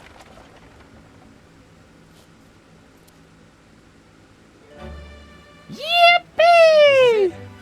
The residence of Mr. Sherlock Holmes.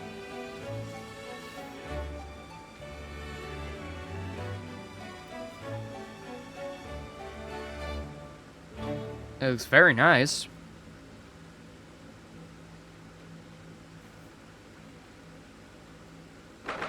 Did we just let ourselves in, or what? Shum Suite. So this is where the great detective makes his living. It's surreal to be in here somehow.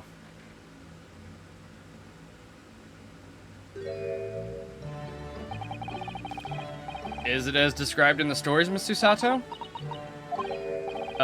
Susato-san? Many famous cases have been solved here in this very room. Oh, yeah, I suppose they have been, yeah. Never read the stories, so it's hard to get quite as excited about this as she seems to be. The detective chases the villain relentlessly as he disappears into the fog and unlit London street. Oh, the thrill of it, the romanticism. Can't you feel your heart thumping in your chest? Can't you, Mr. Naruhodo? Oh, I suppose. Yeah, I am alive, so yeah. So if you don't mind, I'll just stand here and soak up the atmosphere a while longer. Please, don't mind me. She's obsessed. Well, looks like our detective friend isn't home at present. Excuse me, is anybody home? Do we have a visitor? Is this the little baby? Ah, it's a little kid. Hello, is it a big new case for Mr. Sholmes? Oh, hi. Wait, aren't you?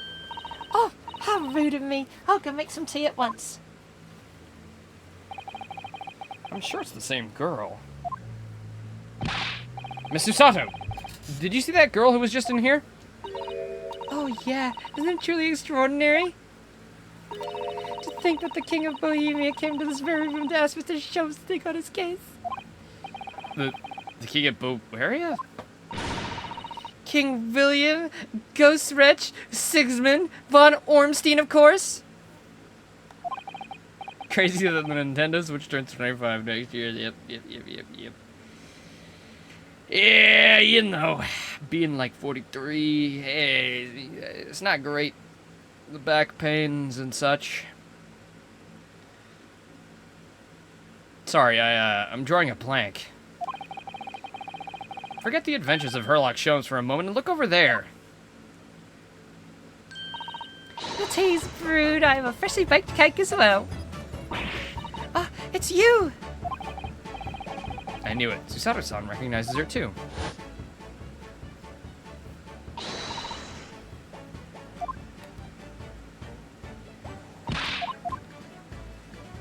She's so adorable. It's the girl who turned up at the end of Mr. McGilded's trial in the defendant's antechamber. I never met a lawyer from the Far East before. Poor you having to get straight to work when you've only just arrived in London. Oh, yeah, it was, challenging. Well, try this tea. It's my special blend, you know. Oh, thank you.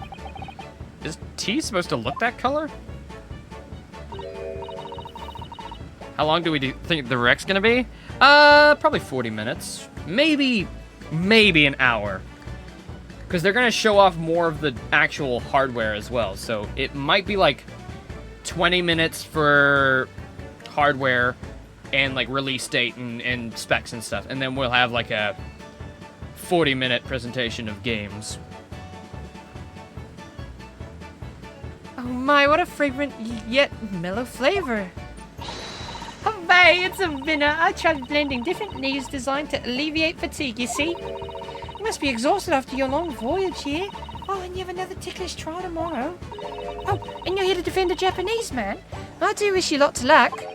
Did Mr. Sholmes tell you? About us by any chance?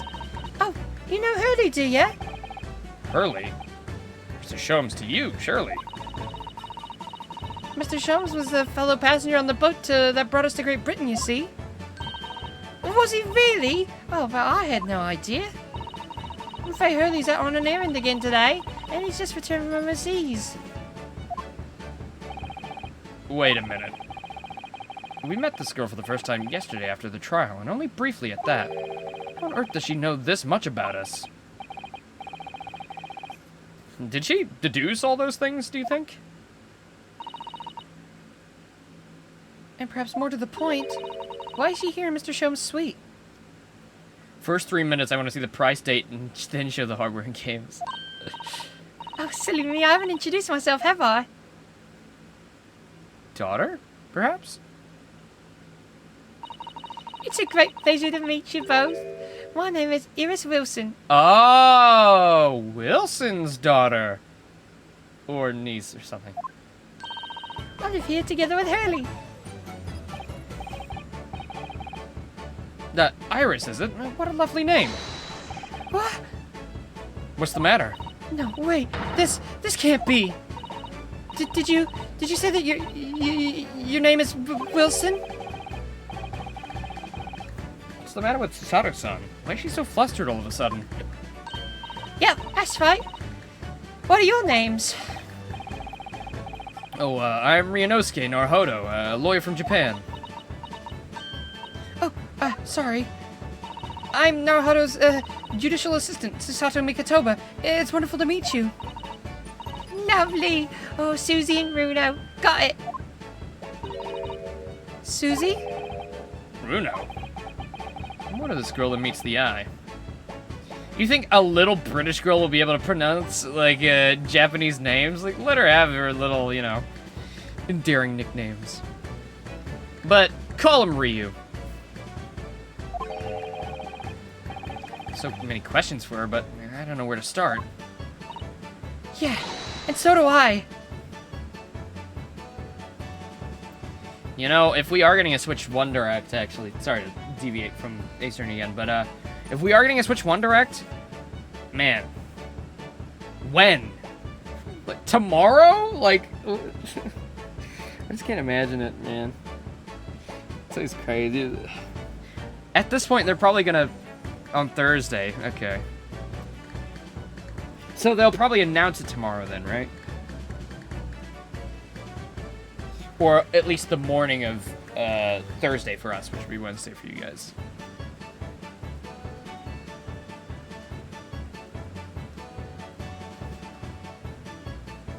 This will be Thursday night for us, if that's true. If it's true.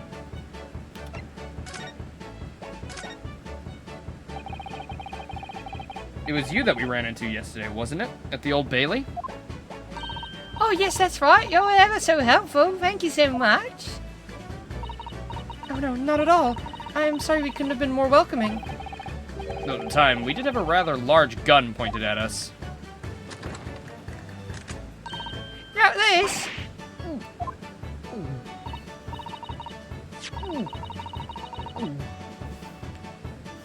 I'm thinking back now, you left with Miss Lestrade, didn't you? Oh yeah, that awkward witness, Gina Lestrade. Oh, Ginny? Yeah, she's a professional pickpocket. So we found out. It's very naughty of her to pinch my invention like that. Are you referring to that trial-disrupting gun-like contraption? Oh, exactly. So I followed her, you see, to get her back. Perhaps I should think about fitting a self-destruct mechanism in my inventions. Mario Movie Direct, Museum Direct, Mario World Direct. Prepare for nothing about games. No, it's confirmed it's a Switch 1 Direct, right? So it would be about games, right? Isn't that the whole thing, that it's a Switch 1 Direct?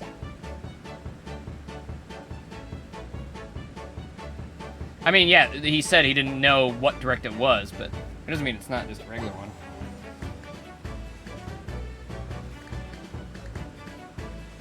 This girl's dangerous. Anyway, I brought Ginny back here after that, so she could apologize to me trusty technician. Sorry, you're a technician? Hurley, of course, silly. Hurley. Yeah, Hurdock. Hurdock Sholmes. You never had it together? Did you forget already? I had no idea the great detective had such an interesting young daughter. Daughter? Oh, not likely. Huh? I wouldn't call him Hurley if he was my father, would I? Well then, what is your relationship with Mr. Sholmes?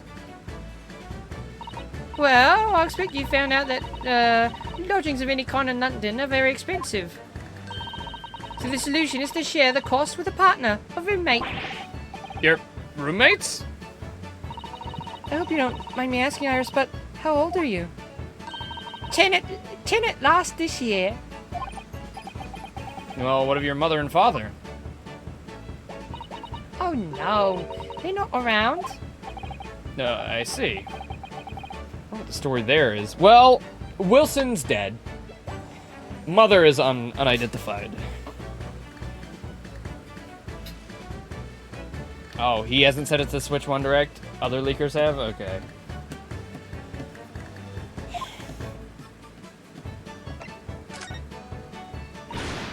Oh yes, there's something I must ask you. Of course, go ahead, Susie. I'm a very great fan of the Adventures of Sherlock Holmes and... Oh, you have a copy of Rand's magazine? Yes, I read every issue. It's delivered all the way to Japan on a ship. Oh, this is so exciting. My stories are being read on the other side of the world. My stories? That's right. Hurley is always solving such amazing cases, you see, and he tells me all about them. They really are quite fascinating. It'd be such a shame if I was the only one that would ever hear them, you know? Goodness! Last night, he was telling me all about a new case he just solved on the steamship, travelling from a faraway land. So I was just in the middle of typing up the manuscript for the next issue before you came. So you're the author? Oh yeah, I'll let you in on a little secret if you like. I'm gonna call the latest adventure The Speckled Band. Oh, you are the one who's... That's what our entire fucking, like... Oh, that's what it's all based on. It's like the adventure of this, the adventure of that. All the chapter names. Speckled Band. Well, that's certainly familiar. Of course, I always change one or two details in the stories here and there. This time, I had the idea of making a venomous snake be the cause of all the trouble. Oh, that was Mr. Shum's first thought as well, actually. Yeah, and of course I know that a snake might not be a credible fit for the facts of the case exactly, but it's his story. Some poetic license is justified to make it more thrilling, don't you think? So, do you mean to say, are the stories about Mr. Shum that are published in Rance magazine all written by me? Yeah, on my wonderful and very modern typewriter. But all the stories I've ever read are written by a doctor of medicine, Dr. John H. Wilson. Sada's getting more and more worked up. Oh, yeah, that's me. I mean, my name's Billy Wilson. But what about the doctor of medicine part? Oh, that's all true too. I am a doctor of medicine.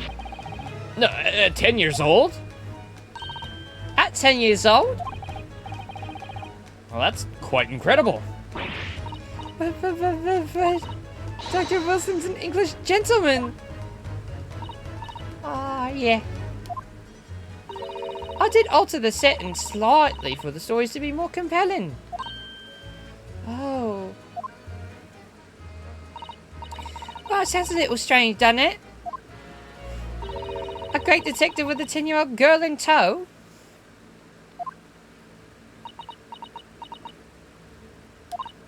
I suppose it does, yeah. Poor Susato-san. Looks like your whole world's just falling apart.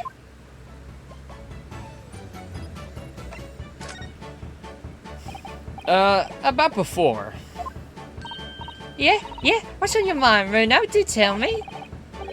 How'd you know that I was a lawyer and when we arrived in London, I mean?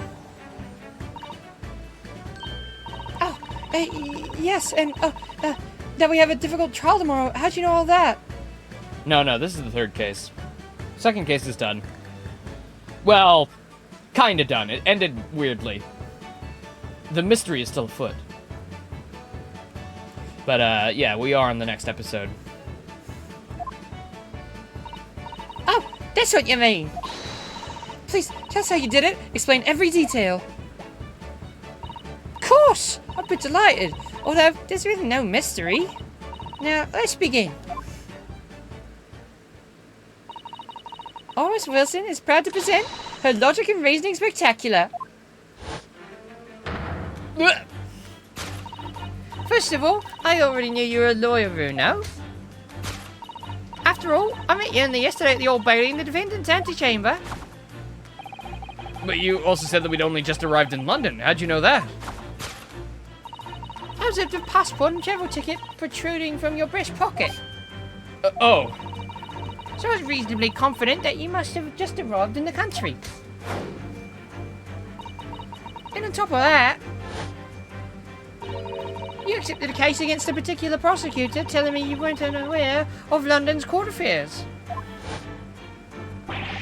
The Reaper of the Bailey? I walked right into that one, didn't I? Then I noticed a red ink stamp on the back of Susie's hand. You were given that when you visited the local prison to meet with the suspect, weren't you? Earlier today. They use those stamps to keep a close eye on comings and goings, you see. I didn't realise. And the red stamps are only used for people visiting foreign inmates. So that told me that, even though you'd only just concluded the trial of Magnus McGilded, the two you had already had a cause to visit a foreign inmate at a local prison. However, neither of you were wearing particularly sad expression on your face, so I concluded that the prisoner was unlikely to be a friend or a relative. That led me to believe that you must have accepted a new case.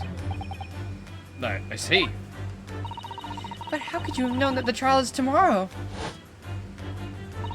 Well, having barely been home a few hours yesterday, Hurley solved yet another case. It obviously amused him. He told me that he'd caught a Japanese man who was bawling and trembling. A Japanese man? Well, clearly that must have been Mr. Natsume. Now, Runa has that fancy Japanese sword. And I think your outfit's called a kimono, isn't it, Susie? Well, anyway, it was clear to me that you both came from Japan yourselves. So I put two and two together and decided you must be defending a Japanese man Hurley caught. And there was only one conclusion those facts could lead me to.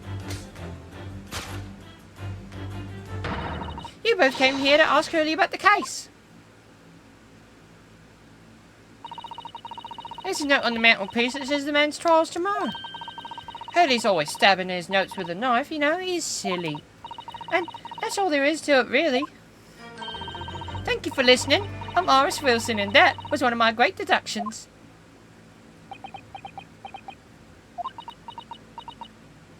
Wow. Hammer on the head, huh?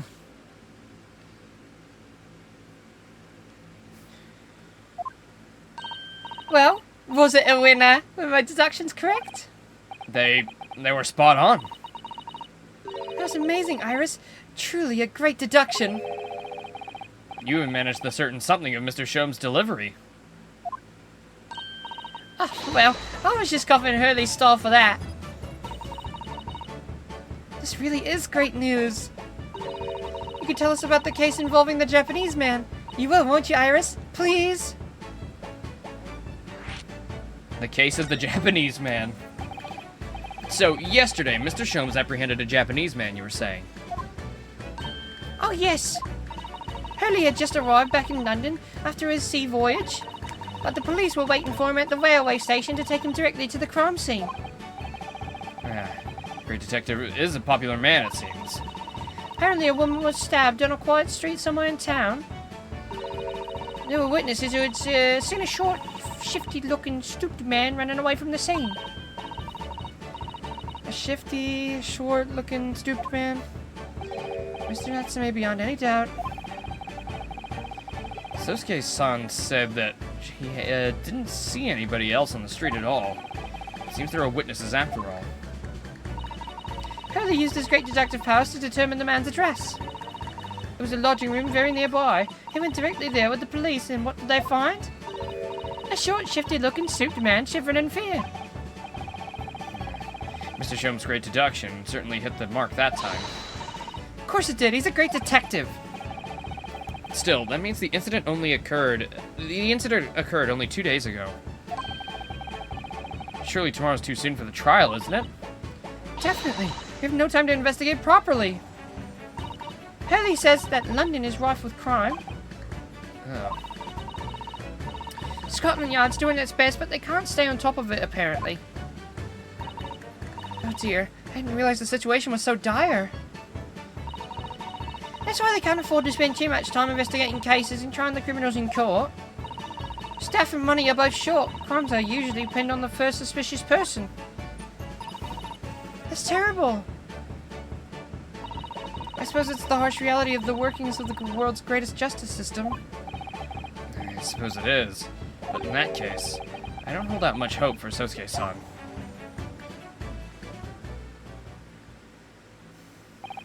Thank you for answering so many of our questions, Iris. This has been very informative. Oh, you're most welcome. I've had so much fun. Do you happen to know where Mr. Shomes is at this moment? As you guessed, we'd like to ask him some questions about the case as well. Oh, well, I expect Hurley's still investigating the scene. The case involving Mr. Natsume, you mean? Yeah, Mr. Natsume. Hurley said he was going to the man's lodgings. If you leave now, you'll probably catch him there. Iris, do you know where those the place he stays is? Well, I imagine the police are still investigating the scene of the crime themselves, aren't they? Did you happen to come across a detective by the name of Gregson while you were there? Yeah, we know Inspector Gregson. Oh, goody. In that case, give Gregsy this from me, would you? If you do that, I'm sure he'll tell you what you want to know. What's this? A 5-shilling piece and a postcard, it seems. Alright. It reads, "Tell the gentleman in black whatever he wants to know. I trust that won't be a problem." Gosh, this will make the inspector help us, will it? Well, thank you, Iris. We'll give it a try.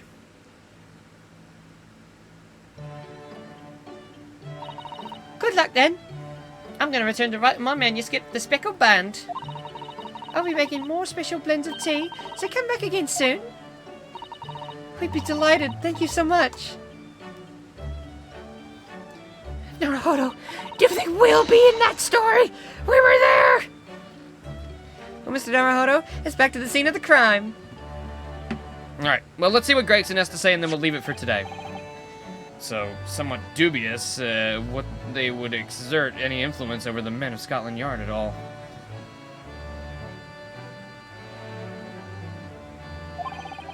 We headed back to the scene with Iris's curious note and one of the world's heaviest silver coins in hand.